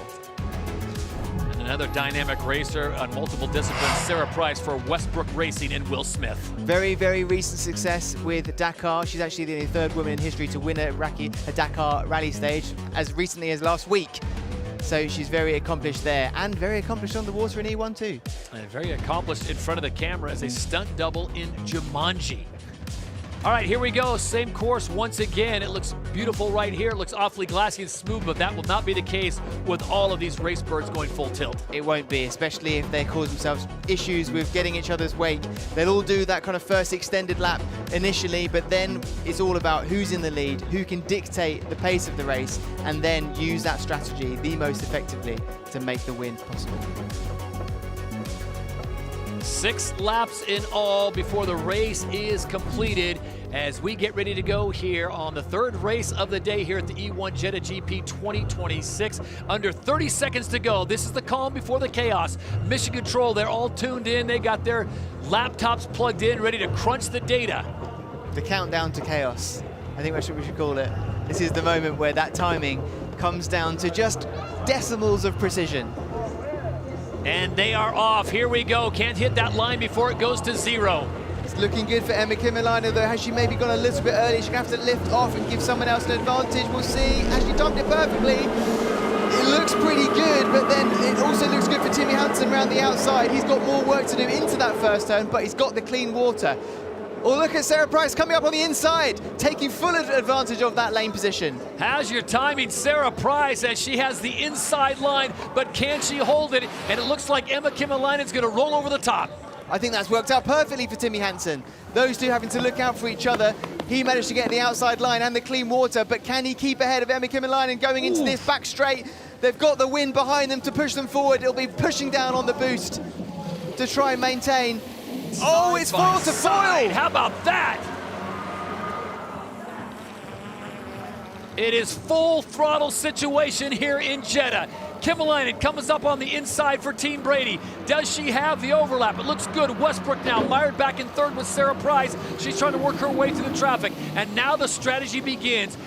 How do you hold your nerve? When do you take the short lap? When do you take the long lap? Emma managed to get in front and causing a bit of issue for Timmy behind in the wake. But if anyone on this race, this water right now has experience being thrashed around in behind the wheel of a vehicle, it's Timmy Hansen and his rally experience. What's on the line? You're fighting for a final spot in final one and a nice placing. So it'll be Brady that rolls the dice first, hoping for snake eyes. They will take the short lap. Emma Kimmerleinen and also Miami taking their short lap as well with Timmy Hansen. And Westbrook also going short lap. No. So 2 short laps for Brady and Miami, Westbrook, Sierra, Monaco. It looks like the rest, Westbrook, Sierra, going to do the long lap. This should be interesting to see how this comes out. It should mean that Max manages to get in front, having done the regular lap, but let's see how they come back out together on the course. So now you see 2 packs right now with Monaco, Westbrook, and Sierra. Could be close. Monaco taking the standard lap, race lap, and here we go. Can Westbrook get the overlap? Sarah Price on the throttle. Doesn't look like she's going to be in contact just yet. Max gets the edge, stays out in front, but crucially has not done the long lap, whereas Westbrook and Sierra behind have. So now they have a short lap to do, which is time gained. Things looking pretty good for them. Now let's watch the leaders, Brady and Miami, and see how that works for them. Emma Kimmerleinen is making a decent push for a gap, about 5 seconds as it stands. Timmy Hansen and Miami going into the long lap, looking to get that done and out of the way. So Emma Kimmerleinen playing the short game as she is yet to take the long lap, and it looks like she wants to build herself up a nice big lead. We've seen that strategy play off well in the prior 2 races. Now we saw in the prior race that it was about a 10-second gap between the short and the regular lap. So let's see what happens here when that short lap gets done by Westbrook and Sierra. Max Nocher taking the short lap. Can he get out in front of Miami? Miami sits in 2nd place. Monaco now moving up into 3rd position. It is still Team Brady out in front with Emma Kimmerleinen. Timmy Hansen would be very grateful to be able to stay out in the lead then and not be impacted by Max on the short lap for Monaco. Coming up on the 4th lap, 4 of 6. Waterstain maintaining a relatively calmness right now, especially with the fleet kind of spread out. Miami with a sizable lead over Monaco, but no time to rest. Here comes Westbrook and Sarah Price, currently sitting in 4th place, and it looks like Brady, Team Brady, they're going to take their long lap now. Is that 15-second gap enough against Miami? Timmy Hansen needs to push right now to get ahead when they rejoin. Is it enough, or have Brady created a big enough of a gap to stay out in front? I don't know if anyone's going to catch Emma Kimmerleinen right now. The way she is driving that race bird is up on the foils, very little drag, flying high. They've timed that very well. Again, just like we saw with Sam Coleman, great use of strategy, understanding the pace of the race bird and the laps they're putting down to know that they can do the long lap and stay in front. Well, Miami tucks in behind Team Brady as they come up on the end of the 4th lap. Then the white flag will be out the final lap. It'll be, actually, excuse me, the 5th lap will be the penultimate lap. 1 more lap still to go. Monaco now dropping back into 4th place as Sarah Price makes the pass into 3rd for Westbrook Racing and Will Smith. Good strategy using the short lap there, getting the undercut done on Max in the Monaco Racebird, and now Max has got some trouble to deal with. He's going to be caught in the wake of Sarah Price and the Westbrook, and that's going to make him lose time. Tough turn of events right now for Sierra Racing Club, out of the picture in 5th place, trying to make up the distance in a great move from Sarah Price. fresh off that Dakar Rally performance. And there you see Brady out in front. Team Brady with Emma Kimmelainen at the wheel. That gap's down to just over 5.5 seconds now. It's going to take a lot for Timmy Hansen to get it done. There you see the difference between the two, really under 10 seconds now as he is closing in, but Emma Kimmelainen not one to make an unforced error as she will bring it around and the white flag will be out. Sierra on their short lap right now, hoping to make some gains. Can they make enough gains, Sierra, to catch up with Max Nocher of Monaco? Sarah Price looks very locked in on third right now, but here comes Sierra, and there is the combination on the short lap. Yeah, this could be an interesting rejoin. Not so much for Sarah Price and Westbrook, but definitely for Max in Monaco. I think that is more of a Monaco strategy not going well than it is a Sierra strategy going well. They left their long lap too late, while others had their short lap still to do, and it's now cost them. Emma Kimmelainen on the final lap. The white flag is out. Timmy Hansen looked like he had his opportunity, but unless Emma Kimmelainen makes a mistake, Timmy Hansen is going to run out of real estate here in Jeddah. So that's 1 and 2, Brady in Miami. Westbrook holding on to third with Sarah Price. Sierra in fourth and Monaco in fifth, still jockeying to try to pick up another position. Westbrook as do their final short lap. The last race bird on the water, having not done it, gets it done. Where's that going to put them out? I don't think they're going to make up too much time, but they will be on the tail of Timmy Hansen. But hopefully not too close, because that's just going to cause Sarah Price some problems. Yeah, going to apply some pressure. Meanwhile, you're looking at Team Brady, Emma Kimmelainen. There you see the two boats trying to track her down. Team Brady is not to be denied here in Jeddah, as she will have one more left-hand turn, and the victory will be TB, Team Brady, as Emma Kimmelainen guides that race bird around one more time, and the win goes to Team Brady here in race number 2 in the group stage, Group A, getting it done. Miami holding on for second. Gotta wonder if there was one more lap, if Sarah Price would have reeled him in, and Timmy doing a great job for Team Miami. Timmy Hansen getting it done. Sarah Price bringing it in third for Westbrook Racing. So take a breath as Rihanna O'Mara Hunt will bring it in for Sierra Racing Club, able to move up out of the dead last spot of 5th into 4th. And for Monaco, well, I'll tell you what, it really came down to that last lap and a half for Max Nocher.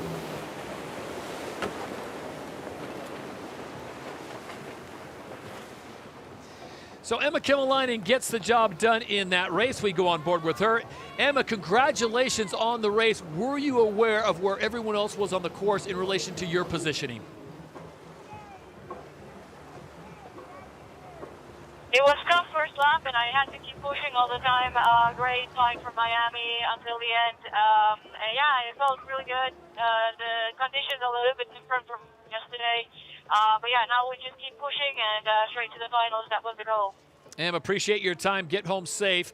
So Emma Kimmelainen will bring it back into the launch zone, and they will go through that, get it on the charge, go through, find any technical issues. But I'll tell you what, if it's not broke, don't fix it, because that boat is running fine. It is indeed. They're just continuing their kind of domination of this sport. You know, they hit the ground running so well season 1, back-to-back champions season 1, season 2, and starting season 3 looking very strong indeed. A good run for Team Miami and Mark Anthony's team.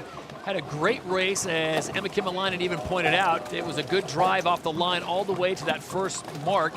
And wow, it almost could have gone either way, but in the end, it was Emma Kimmelainen that got the line. Does not yield a position and stays in front the entire 6 laps. It shows you the importance of that timing. You know, it was touch and go, like you said, into that first turn. There was 2 or 3 of them that were in contention. I think Timmy Hansen tried his very best, but Brady just had that edge. That timing was superb. So Sam Coleman there to greet his teammate Emma Kimmelainen out of Finland. So the team of GBR Finland and Team Brady, for Tom Brady, near perfection so far in the group stage racing. 1 and 2 complete, so they've got to find themselves in a very favorable position. So the debrief is on. We set it back down to the launch zone, and that's where we find Taylor Snyder standing by with Team Miami. I knew that they were going to run out of boost.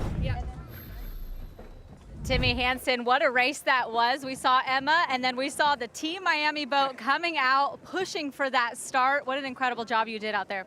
Yeah, I mean, the start was incredible. I think I crossed on 0-0. I mean, it was so close. And then I have to go the long way around in that green one.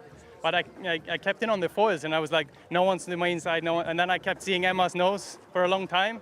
I thought I had her because I had the inside into the yellow and the back straight, but she had a bit more boost available, like 2 seconds probably or something like that. So she just got the jump on me there, but it was a fun race. You know, she did really well to keep the boat on the foils, and I gave her a good race. After that, I think we were fast. You know, it's hard to follow in that white water. The white water is the problem. So yeah, once I dropped back, once I did their long lap, I knew that Westbrook still had to do their short, so I needed to go fast, but still staying with Brady, you know. So yeah, we did it. P2 is a really good result. I'm super happy. It absolutely is. And the Team Miami, I know you guys had some frustrations, but you're looking very strong as a whole heading into Jeddah. Yeah, no, we feel good. The boat's good. You guys have done a great job. It's fun to race out there. Now it's up to Pato in the race-off. Thank you, Timmy. Thank you. Timmy Hansen giving a really good bit of insight there into that race start procedure, because he had timed it perfectly, like he said, crossing the line on 000. But because of his lane position, he had more work to do coming across the water into that turn 1. So it shows you, Todd, just how important these races for position in future races are. Yeah, it sucks. But then look, Timmy, how good he can do from there. Because it's all about the jump, and if you have a solid run, me and Emma both did it. Oh, fuck, you got lost there. Because I was sprayed. Apologies for a little industrial language there. Not watching Netflix, they're regrouping and watching that playback. So there are the results in race number 3, Group A. It is Team Brady with Emma Kimalani getting the win. Miami's squad with Timmy Hansen finishing in 2nd, and Westbrook Racing for Will Smith. Sarah Price finishing in 3rd with a debrief already underway. Sierra Racing Club, Rihanna O'Mara Hunt picking up 1 position on that second to last lap. She moves into 4th. And a tough go about for Max Nosher and Monaco, the new kids on the block, finishing in 5th place.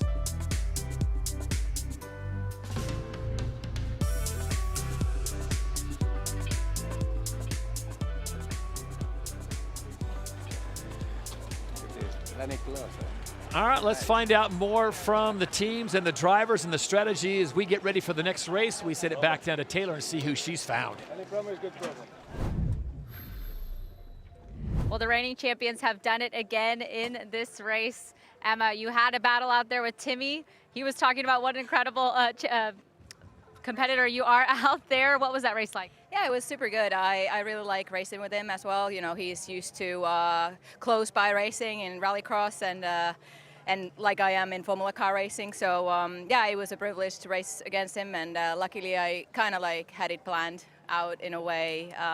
So yeah. And luckily, I was the winner of a great battle. And definitely, you are the winner, which means that Sam goes to the top. No race off. You guys are in that top position, right where you want to be. Yeah, we're really excited to go straight through to the final. That's the goal every time, you know. Get to the final, then fight for the big points. So I was happy to recover to 2nd in mine after a bit of a shoddy start. So for Emma to pull the win off as well was great. Thank you, Team Brady. Thank you. Thank you. So Team Brady is into Final 1 as the #1 seed. Great job by them. They avoid the race-off, and that is one less race they have to do. And I'll tell you what, we have had some great action so far. We are just about, not even halfway through the day of racing. We have indeed. As we look here, I love seeing this shot, just how chaotic it looks on the water. All these race birds coming together at the race start. They've all tried to time it perfectly, but only one can get the victory into that first corner, which, as we've seen so far, has been the difference between winning the entire race. Yeah, tight quarter racing out on the Red Sea. Look at this. They were side by side, almost touching the foils, and that is a great shot. Emma making a great point there about the experience from both of them racing in close competitive championships on 4 wheels, coming into racing on the water in these race birds. So your takeaway, Saunders, of what we've seen so far, and obviously Team Brady's got to be the odds-on favorite as they have just looked so smooth, have not missed a beat. Yeah, absolutely. I think we've seen the importance of lane position. We've seen the importance of the race start and timing it and going into turn 1. I think strategy has played into it maybe in the first race more than the second racing set of races here today, but set up for a perfect day for Emma Kimmerleinen, because she's done the work now to get them into the final, and because of the way that works, she'll be in the final too and gets the chance at the points at the end. Boy, you see the rough ride that Timmy was having there, courtesy of the spray coming off of Team Brady. Timmy Hansen on Team Miami just bouncing around there on the outside. So if you're going to get Team Brady, it's almost like you got to get them early. You've got to get them at the start. It's the same way it works for everyone. You've got to get them at the start because they are looking too good, too competitive and too efficient to give up positions. So the strategy is to beat Team Brady, get him at the start, make no mistakes, take it all the way through the 6 laps. That is the winning recipe, but not if you're Team Brady, because right now they are locked in. One more time, we check in with Taylor Snyder down in the launch zone. I've made my way down here to the red, Team Monaco. Max, that was officially your first race of the E1 series. How was it for you? It was hard, I would say. I mean, 5 boys with each other. The first buoy was chaotic. But I mean, we managed. I mean, I did some many mistakes at the first lap. Then I could catch up. So very happy about the pace we have. So we're looking for the next weekend. Then the race day still isn't over. Obviously, there's a lot going on. Who do you think your top competitors are here in the series? I mean, especially this year, the gap is so close. But actually, we're not so far away for first year for us, first race. So yeah, pretty happy. We're gonna work on the boat and the data, and we will catch up next time. And your teammate Oben Duncan, obviously she's no stranger to this series. She has been here racing. What advice did she have for you before your first race? I mean, she told me just flat out push, and we will see the result. But I did that. The strategy was not clear. We just, I mean, as is our first race and my first race, it was like have fun, and we will see you later during the season. Thank you, Max. Thank you.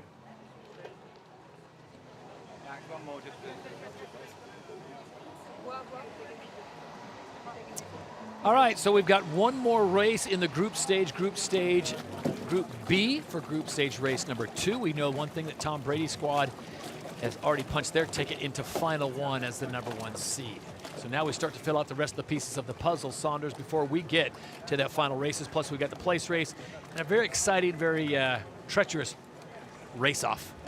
Absolutely, and you've got 2 very experienced Racebird pilots in lane position 1 and 2. You've got Tom Chapp for Team Rafa and Danny Close and Team Aoki. I think it's going to be a good battle into that first turn, let's just say that.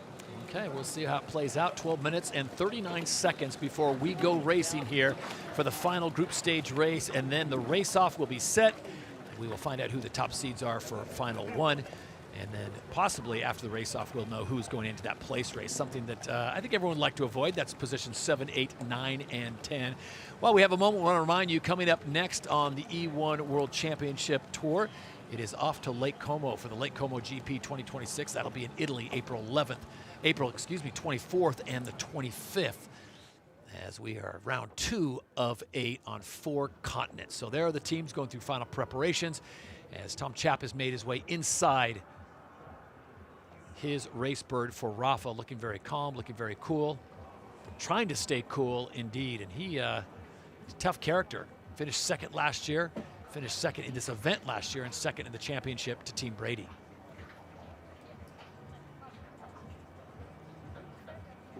One more race to go in the group stage element, and then it is on to the race-off, as teams will then find out if they can make their way into that final and the big points and a title here at the E1 World Championship presented by PIF. Stop number 1, Jeddah.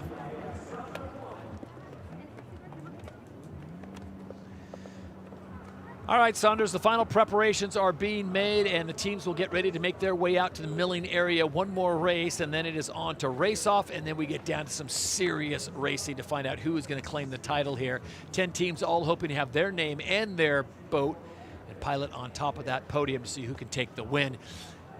Taylor's been very busy throughout the day down in the launch zone talking to different drivers and teams, so a good time now to check in back with her in the launch zone on a very cool, much cooler day here in Saudi Arabia.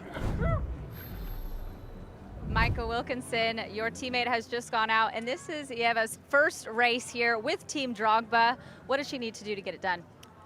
Yeah, Eva's heading out. She might not be in our boat actually after our breakdown in race 1, so Right now, she's just to go out and smash it, whether she's in our boat or the spare boat. Yeah, just keep progressing through the weekend. You guys did have a little bit of frustrations there with that foil. Can you tell me a little bit about what goes through your brain when you do have a technical issue like that? Do you have to just stay focused? Yeah, it was pretty frustrating. That one's out of our control, which makes it even more frustrating. But good news is we're going to get it repaired. We'll punch through this heat into the race-off, and the weekend's still all go. So frustrating, but we know that today's a long day. We can still be in their final, win this event. It absolutely is, and conditions are a little bit better than yesterday, so I've been hearing. Does that make any changes for your strategy? Not really. It's just super nice on this long run down to turn 1. I mean, in our heat, Chris and I had the most awesome drag race on boost. It's a shame it came to an end at the end of the course here, but no, conditions are great. The racing looks like it's been fantastic. Wonderful. Thank you, Micah. Thanks. All right, thank you very much, Taylor. As we get ready to go, we've got a slight delay out on the water, some technical issues being ironed out. That gives us a chance to bring you up to speed and let you know, how do you win in E1? Well, no better place to go than the two-time reigning and defending champions, Team Brady, who have already punched their ticket into a pole position for final number 1. Being double world champions of the water sounds good, doesn't it? Team Brady, 2025 champions of the water. What it takes to win the World Championship in E1 2 times, well, consistency, also a lot of teamwork. Our team consists of great, talented individuals, and all of our knowledge put together makes the result. What does it take is a willingness to keep learning and not resting on what you already know. These are quite unique race machines. Like the Racebird is such a challenge to pilot. Big left-hander coming out. That's it, that gone. Every time we go on the water, we learn something, and the progression from when we started to now, I feel, is huge. He's such a good racer and also an intelligent team member, engineering-wise as well. So yeah, we create a good team together. We push each other for better performances, and yeah, to have Ben and Joe at the break wall, doing the strategy. We have thousands of channels that are monitored, parameters of the health of the boat, but also performance related, and being able to hone in on the biggest performance differentiators within that minefield is a real skill that I think our team has. Team Brady is fiercely competitive. I am that too. Like, I'm probably the most competitive person in this team, excluding Tom Brady. We have such good competitors around us. They are pushing us to be better. They are really bringing up the pressure. So we need to be the best versions of ourselves and kind of reinvent the wheel every time we go racing, because of otherwise we wouldn't win.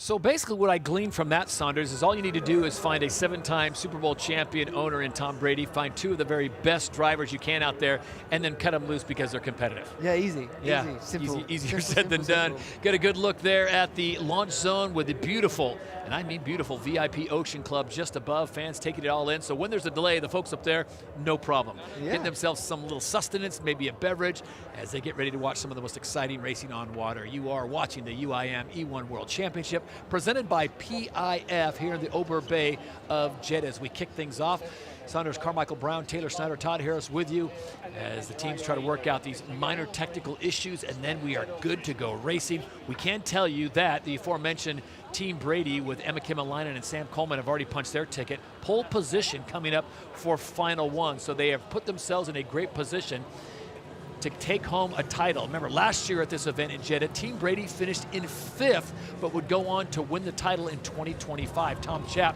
working on a little bit of nervous energy. He was in the cockpit, and then he heard about the delay, so he popped back out, pop in the earbuds, crank up a little, I don't know, what do you think, a little French disco? Possibly? I think he's a hip-hop guy. Okay. You know what? That's what my guess would be. So there is Mission Control as they are crunching the numbers, getting the data. This isn't just all about just put down the pedal and throttle. This is all about very technical foiling. And the interesting thing about these boats is it is one pilot doing all that work. You're not only driving, steering, throttle, boost, you are trimming, you are ride height. There's just so much to be going on. So they just make it look easy. And when we go on board and we show them, they literally look like they're just sitting in a buggy. I know, I think they're just so uber focused in that moment. And what's interesting is that even though they've got all this different levels of expertise from all these different disciplines, there is no kind of perfect discipline for E1. it's a bit of a mix. Like, you might naturally think, oh, it's all about the powerboat racers. They're the ones that are going to have the edge here. But it's effectively working in reverse. The way that you slow the boat down, where you speed it up, is opposite to what you do in powerboats. They're having to people like Tom Chapp, loads of experience, are having to relearn driving a boat for E1. What are the odds that Danny Close has listened to a Steve Aoki mix? Is that mandatory? He's 100% listening to some sort of like house music. Look at him bopping. He's having a great time. That's high tempo. What is that? Sort of 80, 100 BPM? Yeah, there's a good chance that's a Disney soundtrack. So as he goes through his preparations, each pilot has their own way of preparing for racing here out on the beautiful Red Sea as we are in Jeddah as we kick off season number 3 for these all-electric powerboats known as Racebirds. And we will be covering 4 different continents over the 2026 season. The action will be exciting. A reminder, last year it was won by Team Brady, the 2-time reigning and defending champions. Team Rafa finishing in 2nd, and Team Blue Rising on the podium finishing in 3rd. And there's a lot of teams that would like to punch their ticket and get on the podium, but the season is long, but it goes fast. It does go exceptionally fast. All points are super important. There wasn't a huge gap, only 11 points between winning the championship and not winning the championship last season, so every point counts. Sarah Massera taking in the nice breeze as she cools down and hoping that her team is in the big show today and hopefully on the podium so they can pick up the points. Remember, it's 38 points for a win, plus the extra ancillary points that are out there if you have the fastest ride. If you won of course, yesterday, the pole shootout, you pick up 3 points. 2nd and 3rd get 2 and 1 respectively. But it's all about garnering points, being consistent throughout the year. You know, you're not going to win every race. All 8 races, it's almost, well, now that I say that, I probably jinx someone that they're going to do it. But you're not going to win every race. But if you are staying consistent top 3, you keep yourself in that hunt. It makes it a lot easier when we get down to the final event. It does indeed, and there's only so much you can do behind the cockpit. You know, there's only so much the team can do, in fact. You're going against conditions, so it's really where the experience of both the pilots and the team principals and the engineers and everyone coming together to try and predict and create the best strategy and scenario possible to make it make that opportunity for points come alive. But there's so much working against them all the time. So just sitting in the launch zone, hanging your feet over, trying to cool down on a beautiful day in Jeddah as the racing has come to a bit of a halt for technical issues right now. They're trying to sort those all out, and then we'll be back to racing as we are down to the final group race in group stage number 2. It'll be Group B. You get a look at the course. And there you see the season calendar. And I'll tell you what, it seems like a long way away. The Bahamas, November 22nd. It's not, and you've got 2 events in the month of November, so does someone get hot maybe in the fall and peak at the right time? Yeah, it's an exceptional calendar. Look at that. It's truly international. Some really unique locations. I mean, Lagos on there as well. You know, in terms of international sports, there's not a lot to go to. You were there last year. I was fortunate enough to be on the ground. It was a great weekend. Really, really good racing. And yeah, I mean, the calendar is fantastic. Talk about iconic places to go racing. Lake Como in Italy, one of the most beautiful spots around. Then you've got Dubrovnik and that old city wall. That is such a cool place to be. Monaco, need I say more. Keeping you in the dark on September 5th could be a surprise announcement coming soon. Lagos, Nigeria, and of course Miami South Beach. I know you will be down there with DJ Khaled and Pitbull, so I look forward to that on the 14th of November, and then we wrap things up in the Bahamas, one of the most beautiful spots in the world. Yeah, absolutely. Very, very, very good calendar. And what a place to end the championship, eh? Bahamas. You didn't say no when I mentioned Miami and Pitbull and DJ Khaled. I stick with the Aoki guys. You were just rolling with it. I was like, okay. When it comes to DJs, you know, that's your guy. Aoki. Yeah, stick with Steve Aoki. So some serious conversations taking place as Rusty Wyatt and Team Alula dug themselves a hole. Obviously, if you're just joining us, having some technical issues at the start of racing. They're trying to make sure everything is sorted out so there are no other issues. Touch of the bow, and Sarah Massera looks like she is ready to get the Pink Dragon off and going.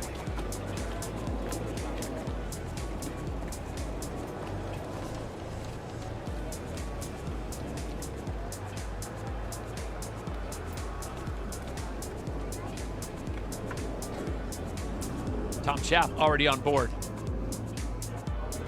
He's anxious, isn't he? I mean, he was the last one to get out when they were told there was a delay, and he was the first one back in.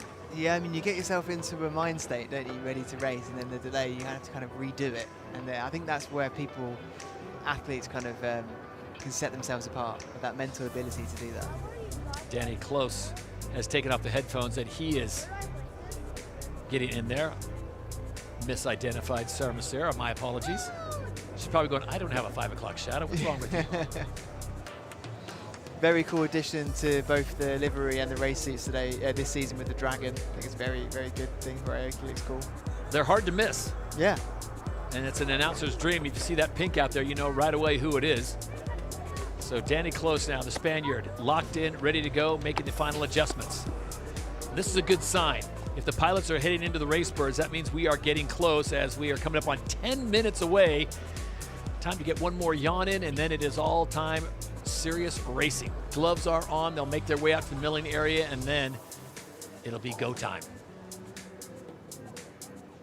Oh, look, this is a championship boat, which means that for Team Drogba, they haven't been able to sort out the problems on their original race bird, and they're having to go for the backup boat, their backup race bird. Oh, it's a shame, but that's the benefit of it all being similar in terms of the setup. Is hopefully there are some things that they need to do for their own setup, but in terms of the raw power, where that comes from, it's no different in theory to their own boat. Might be slightly different on the setup and that. They get a quick little bit of branding there so they can get that out there and be recognizable. But the pace is picking up down there in the launch zone. Starting to get a little serious here in Jeddah as we are ready to conclude Group Stage 2. And then it is off to the race-off. And then we are excited to see Final 1, the place race, and then Final 2 to bring down the curtain at stop number 1 of the 2026 season. Gotta be honest with you, kind of digging that colorway. It's stealth. It's like sleek. Batman's here. Yeah, it does. It looks like a bat boat. Yeah, it's very cool. Very cool. Not to say that their other race boat isn't cool, but it's a unique opportunity to see a different livery. Yeah. So Team Drogba going to that backup boat in waiting. And they will make the final preparations, make sure everything's checked out, dialed in, and ready to roll. He's going inside to do that setup changes. I mean, it's a kind of a race against time now a little bit as well, isn't it? Because it depends on how much they have to do. It's never going to feel the same, is it? You know, you get used to a particular craft. But it will be interesting to see how well they can get this thing to match their other race bird.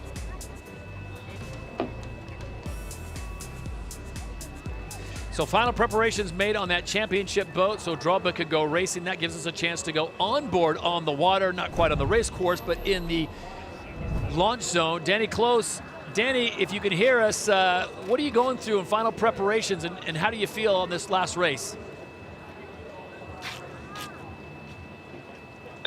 Hello everyone, how are you guys? So yeah, chill, all good.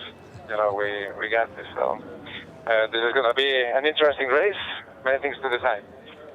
Well, the big question everyone wants to know is, what is your warm-up music? What are you listening to before you get inside?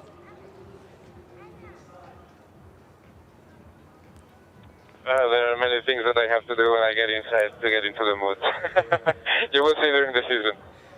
Appreciate the time, Danny. Good luck to you. I'm still standing firm on hip-hop. You think it is? Okay. You'll let us know maybe after the race, especially if they get a win. There is Sarah Masir as she sends her teammate off, the Pink Dragon, ready to roll. Did you see him? No, what did he do? He's like,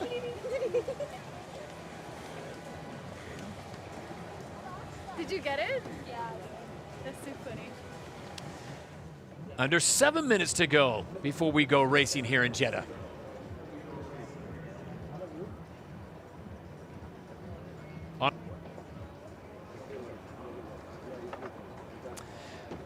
So with 6:30 to go before they get on the line and the milling begins, we go on board Team Alula.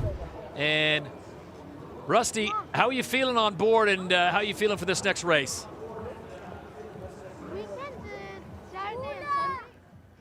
Yeah, I'm fired up here. We got a good package for sure. We got an unfortunate little mishap there on the first one with a malfunction on the battery, but I think we're definitely going to be in good position. We're starting P5, but I'm feeling confident. Appreciate the time. Best of luck to you. So now 6 minutes to go until the next race, and everyone's trying to get themselves into position. Rusty Wyatt's gone for the full F-16 pilot get-up with the helmet there, hasn't he, rather than the sunglasses? Going full Top Gun. So the countdown is on. Everyone anxious to get this race going, and then we can progress along the race day schedule as we've got the race-off coming up, which will be after this, and then it'll be on to final race 1, the place race for positions 7, 8, 9, and 10, and then the race for the championship points in final race number 2.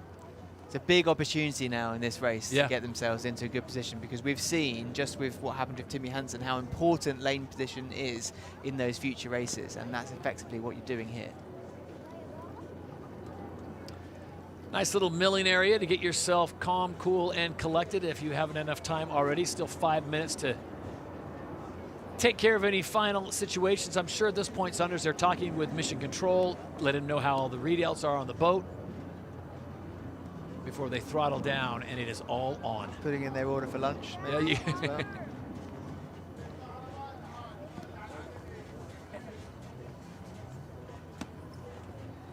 Yeah, the conditions look about what we had at the start of the day. A little hazy. Looks like that haze has burned off just a little bit as the warming of the day, but the water conditions remaining consistent. And I'd imagine as a pilot, that's all you want is consistency. Yeah, that's the word on the ground, is that the conditions are better than yesterday, but there's a bit more of like a wind pushing down that start-finish straight. And it's a lot more humid apparently than it was yesterday. So not so direct sunshine, but the humidity is definitely making it a bit hot and sweaty. All right, there you see the championship boat. That will be Team Drogba, Global Africa, Didier Drogba's, but they could not work out all the situations, so they go to the backup boat. Got to be honest with you, for my money, it's pretty cool looking. On a hot day, I don't know if I want to be in all black, but it sends a message. Yeah, it's good to get them out there ready to go, though. You know, whenever you see a technical issue, you just kind of wonder, like, oh no, is that going to be the end of their day? But it's good to get them out there racing. Well, I'm going to put my partner, Saunders Carmichael Brown, and of course Taylor Snyder on the podium top spot for filling over the last 10 minutes as we have got ready for racing, as we have kept you entertained, no doubt about it, before the racing goes, as we are approaching 3.5 minutes. And that means we are now getting down to serious business of introducing you to all the pilots and teams on the grid. We'll get a look at the teams that are participating in this final group stage race, and then you'll see their faces, and Saunders Carmichael Brown will dazzle you with his information about each one of these pilots and what they bring to the race. So teams are getting the milling positions. It looks like we are all go. No final flags saying that we are any kind of holding situation as the fans get themselves in position down on the water. So let's take a look at the grid for the final race. This is Group B, group stage number 2 race before we move on to the race-off and finals 1 and 2.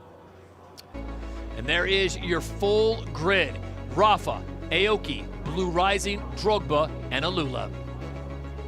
Remember, Blue Rising not participating in this race because you have to change pilots. John Peters will be doing solo operatorship, but he came here, made a good point when he was talking to Taylor that he is here just to get points, get a little transport and a little opportunity to race it. So it'll be a 4-boat race instead of the normal 5-boat race.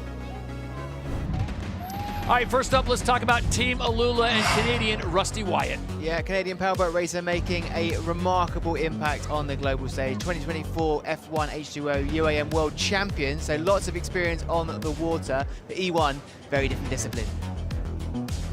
Team Drogba and Eva Mael Hagen. Verified winner on the grid. A great victory and performance at Lagos GP last season. We'll be looking, even though with the team change, to bounce on from that and continue the momentum. 3rd generation powerboat racers. We go to Aoki Racing Team and the Spaniard Danny Close. Former Formula 1 test driver, lots of experience on the road, and now a couple seasons under his belt in E1 as well. Very competitive on the water. This could be a very interesting turn 1 battle, I think.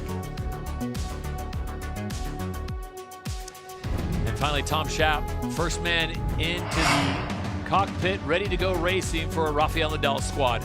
Again, just like his teammate, a championship contender in E1, a world endurance champion when it comes to racing powerboats. Very, very experienced and knows how to battle on the water. All right, as we take a look at the virtual course mat, it's been a while since we've gone racing after that 10-minute delay Same course, but give us an idea of just how long and how fast this thing will go. Well, the more racing we see, the more we understand where it's important, and we know that start is absolutely crucial. The timing to get across the line at 0-0 and get into that first corner ahead to be able to build that gap. This back straight is a really good opportunity if you are close enough to another boat to try and get a move. It's also where the rejoin happens with the strategy that comes with the long lap and the short lap use, which can be the difference between winning and losing. It's a full team effort, pilots on the water, team back on the land. Let's see what happens. So we're about to get some clarity on who will be off to the race-off and who will be an automatic seed in race final number 1. Tom Brady has already secured that top pole position as we are now 30 seconds away from the start of this final race in the group stage phase. 4 teams out on the water. Of course, Team Blue Rising unable to go as John Peters was the only pilot, and they have to swap, so he got his points, he got his experience, got some testing in, and they will look to the next event to rack up a possible win at Lake Como coming up in April. 10 seconds away, here we go. Alula were first off the line, but had to lift a bit. They maybe went a bit too early. Rafa seems to have timed this well, but keep your eye on the outside for Alula. Apologies, it was Drogba that started early. Alula could be in a good position, but have more work to do to make up the track time into that first corner. Who's going to have the edge, Todd? We are back to racing here in Jeddah. It is go, go, go, and it is Rafa on the inside, side by side with Aoki. Rafa have got the edge. A nice, clean entry on the inside into turn 1. Can they get it done? Looks pretty good. Now the wake is going to cause issue behind. You see Aoki bouncing around in the water. All of that caused by Tom Chapp in the Rafa boat. And a great job by Rusty White to hold his line and his nerve as he's in second. And he doesn't like second, he's thinking first as he pulls side by side with Rafa. Does he has the edge? What a way to bounce back from the disappointment of the technical issue in the previous race. This is looking very good. Took that outside well, used the boost effectively and get himself into the lead. Maybe the tightest racing we've seen so far. You see the turbulent effect on Aoki as they get in that disturbed water. A lot of chop in there, trying to keep those foils in there. But it is the man in the black and gold, Team Alula for LeBron James, Rusty Wyatt out of Canada, getting the job done as he leads here in lap number 1. It's a really good start from Team Alula, and now you think, now just completing this first lap, surely it's got to be getting into the short lap for Alula now, just to build on that gap. And it looks like they are setting themselves up for a short lap. Let's have a look. Great strategy. Yeah, looks like they are. Alula will go short lap, Rafa in second, third place belonging to Aoki Racing Team. Alula makes that turn, and it looks like Rafa and Aoki are not going to do this short lap, so now you'll have a massive lead for Alula. And does Aoki go long lap? Yes, they do. Interesting, so they're trying to diversify the strategies here, trying to capitalize on different ways of trying to win this race. Now for Rusty Wyatt in that Alula Racebird, it's all about building the biggest gap possible now. You want to build a bigger gap than you will lose doing the long lap later in the race. On board now with Danny Close for Aoki Racing Team. Did he do enough? Did he have enough speed? Because this could be a critical situation. If he could come out in third place, nope, Drogba's going to get the nod on him. I was going to say, if he could come out in third place and his long lap completed, that would be a huge deal as Drogba comes up side by side. Look at that championship boat rocking the all-black package. Oh, they get close. Risky strategy from Aoki there, and they've caused themselves a bit of a problem here. Yes, that Drogba boat is going to have to do the long lap later, but now you're just sitting in this wake, losing time. So getting all the wash coming off that championship boat, and Eva Meyer-Hagen as she pulls into the position just ahead of Aoki. Look at him trying to poke in on the inside, finding some clean water. He'll drop back just a little bit more. So it is Drogba in third. Fourth place goes to Aoki. Meanwhile, out in front, it is Alula with the lead, taking that short lap early, and Aoki's not done yet. Goes to the outside, pulls on right next to Drogba. Aoki into the short lap now, getting that position done. Let's see how they come out. Are they going to cause Tom Chapp and Rafa some issues on the rejoin? I think Rafa's just got enough speed and position to stop that from happening. Yes, he does. Now, strategy for Rafa is going to be really interesting now with both a short lap and long lap still to do. He had the fastest lap in the last regular racing, so let's see if he can shorten that gap. Fourth lap is underway. It is Team Alula out in front. LeBron James squad with Rusty Wyatt at the helm, looking very good, flying that boat perfect height. Look at the speed, foiling nicely. They've got a beautiful lead out front, but still need to take on that long lap. Yeah, let's see if Rafa decides to do their short lap now. It could be a good opportunity to bring the battle back to Alula at the top. or whether they continue. No, they're not. They're saving it to the end, maybe looking like they could do a back-to-back long and short, or short and long. So Rafa going normal lap. Aoki's already completed their long lap. They'll tuck in right behind, still getting that turbulent water, that disturbed water, which is making it difficult to fly that boat and keep it high, smooth, and fast. Meanwhile, it's Alula out in front. So it's Alula out in front, Rafa and Aoki, your top three, with Drogba currently sitting in fourth on the boost, and Blue Rising unable to go today because of the second pilot injury. So it is 4 boats battling for a top spot, and right now it is all LeBron James and Team Alula. Rusty Wyatt is pushing, just put a quickest second sector in, trying to bridge that gap to make that long lap deficit as little as possible. Drogba into the long lap. Don't think this is going to cause anyone any issues in terms of the rejoin. But now all eyes on Rafa. Are they going to use the strategy of a short lap or a long lap now? Knowing they've got Aoki just behind, but they're trying desperately to bridge the gap on Rusty Wyatt and lead. Looks like Rafa's going to take the short lap. So will they close the gap as they try to reel in Team Alula right now and Rusty Wyatt? There's a 20-second lead, we're at 22 seconds at the entry of the short lap, so it's plenty for Alula to stay out in front, but they still have their long lap to do, as do Rafa. And that's going to be the situation. Who's going to grab that second position? As Alula has the long lap to do, as does Rafa, does Aoki. Did they play it just right? Did Danny Close, by virtue of that great warm-up music, find the right rhythm? And now he's going to put himself in a possibility of moving up the leaderboard.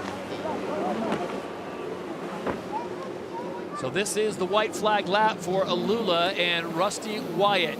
Catching up onto Drogba, does that slow them down? It will that do. chop of a lap boat. But it will do, but they have to do their long lap.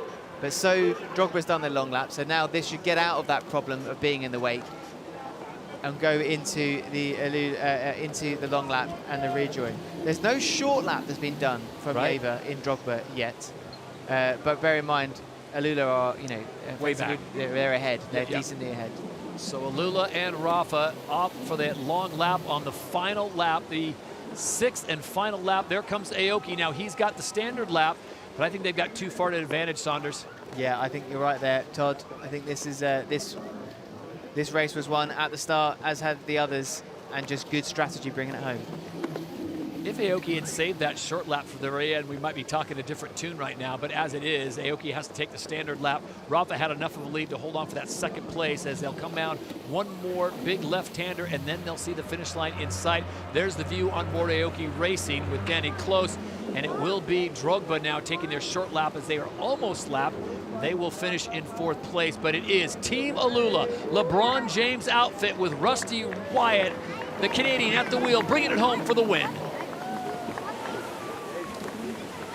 Team Rafa, Tom Chap of France, finishing in 2nd place, and an up and down race for Danny Close and Aoki Racing Team.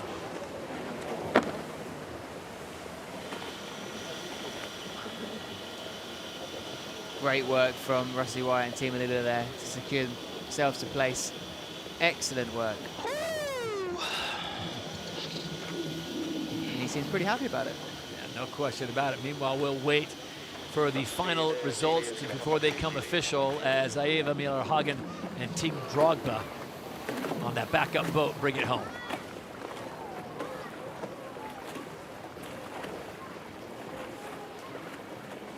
So it looks like Aeva will bring it home safely. That means we can go down on board with Team Alula and Rusty Wyatt. Rusty, quite a race out there from your perspective. Does it all come down to that opening stretch and getting that hole shot? It's a super long straightaway to keep it on the foils that whole way and strategize the perfect start time. Got to give it to the boys. They worked so hard to get that perfect time, and we had a perfect run, man. It couldn't have gone any better. Super happy. Appreciate the time, Rusty. Get home safe as he will now bring it into launch zone, and now the group stage is completed. And we are down to just 4 races. It'll be the race off, then it'll be final 1, the place race, and then final 2 for the championship as he guides that in nicely. Damage that paint job. That is a thing of beauty.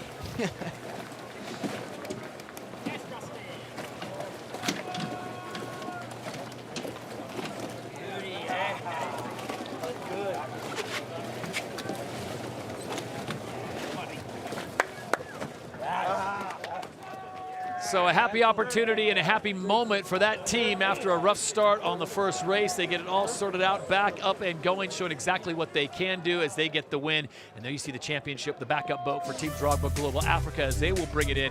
And now the debrief begins. Team Alula, LeBron James and Rusty Wyatt claimed the victory in race 4 Group B results. Rafa and Tom Chap. Aoki Racing, Danny Close finishing in 3rd with Drogba finishing 4th with Eva Miller-Hagen. Well, that was quite a race, especially those first 2 laps, Saunders. It was interesting to see how the strategy played out. Not everyone played the same race card, and it seems like everyone had an idea before they hit that start line of what they were going to do. Absolutely. I mean, the timing was perfect here, but what was interesting is that outside line again proved the benefit, but not crucially into the first turn. It was really on that back straight where a lot of the work was done. He put themselves in the right position to make the move, but you can see just keeping out of trouble on that outside. If you've got that optimum position, you can use that boost and then cut across. It looked like it was Rafa's for the losing here, but Rusty Wyatt in Alula just managed to keep himself out of the weight there, crucially, while Aoki's bouncing around all over the place. And there we go. That's the moment where it happened. That is the view on board Rafa, so that's exactly what Tom Chap was seeing. If he bothered to look over to his right, he was being hit at by all kinds of ninjas trying to take his position. Aoki had a great run right here. Look how close they are. Side by side racing here at E1. And then look at the difficulties now caused by Aoki in that wake. And now we're on board with Aoki. This is when Drogba took that position away at 3. Oof. You want no part of this. Oh, it's so tight, wasn't it? Look at that. See how much time they lost there. And that's the thing of beauty right there. If you're a LeBron James fan of Team Alula, bringing it home, flying it high on the foils, looking very smooth, very little drag as Rusty Wyatt was able to bring it down to the finish line and a victory for Group B in Group Stage 2 racing.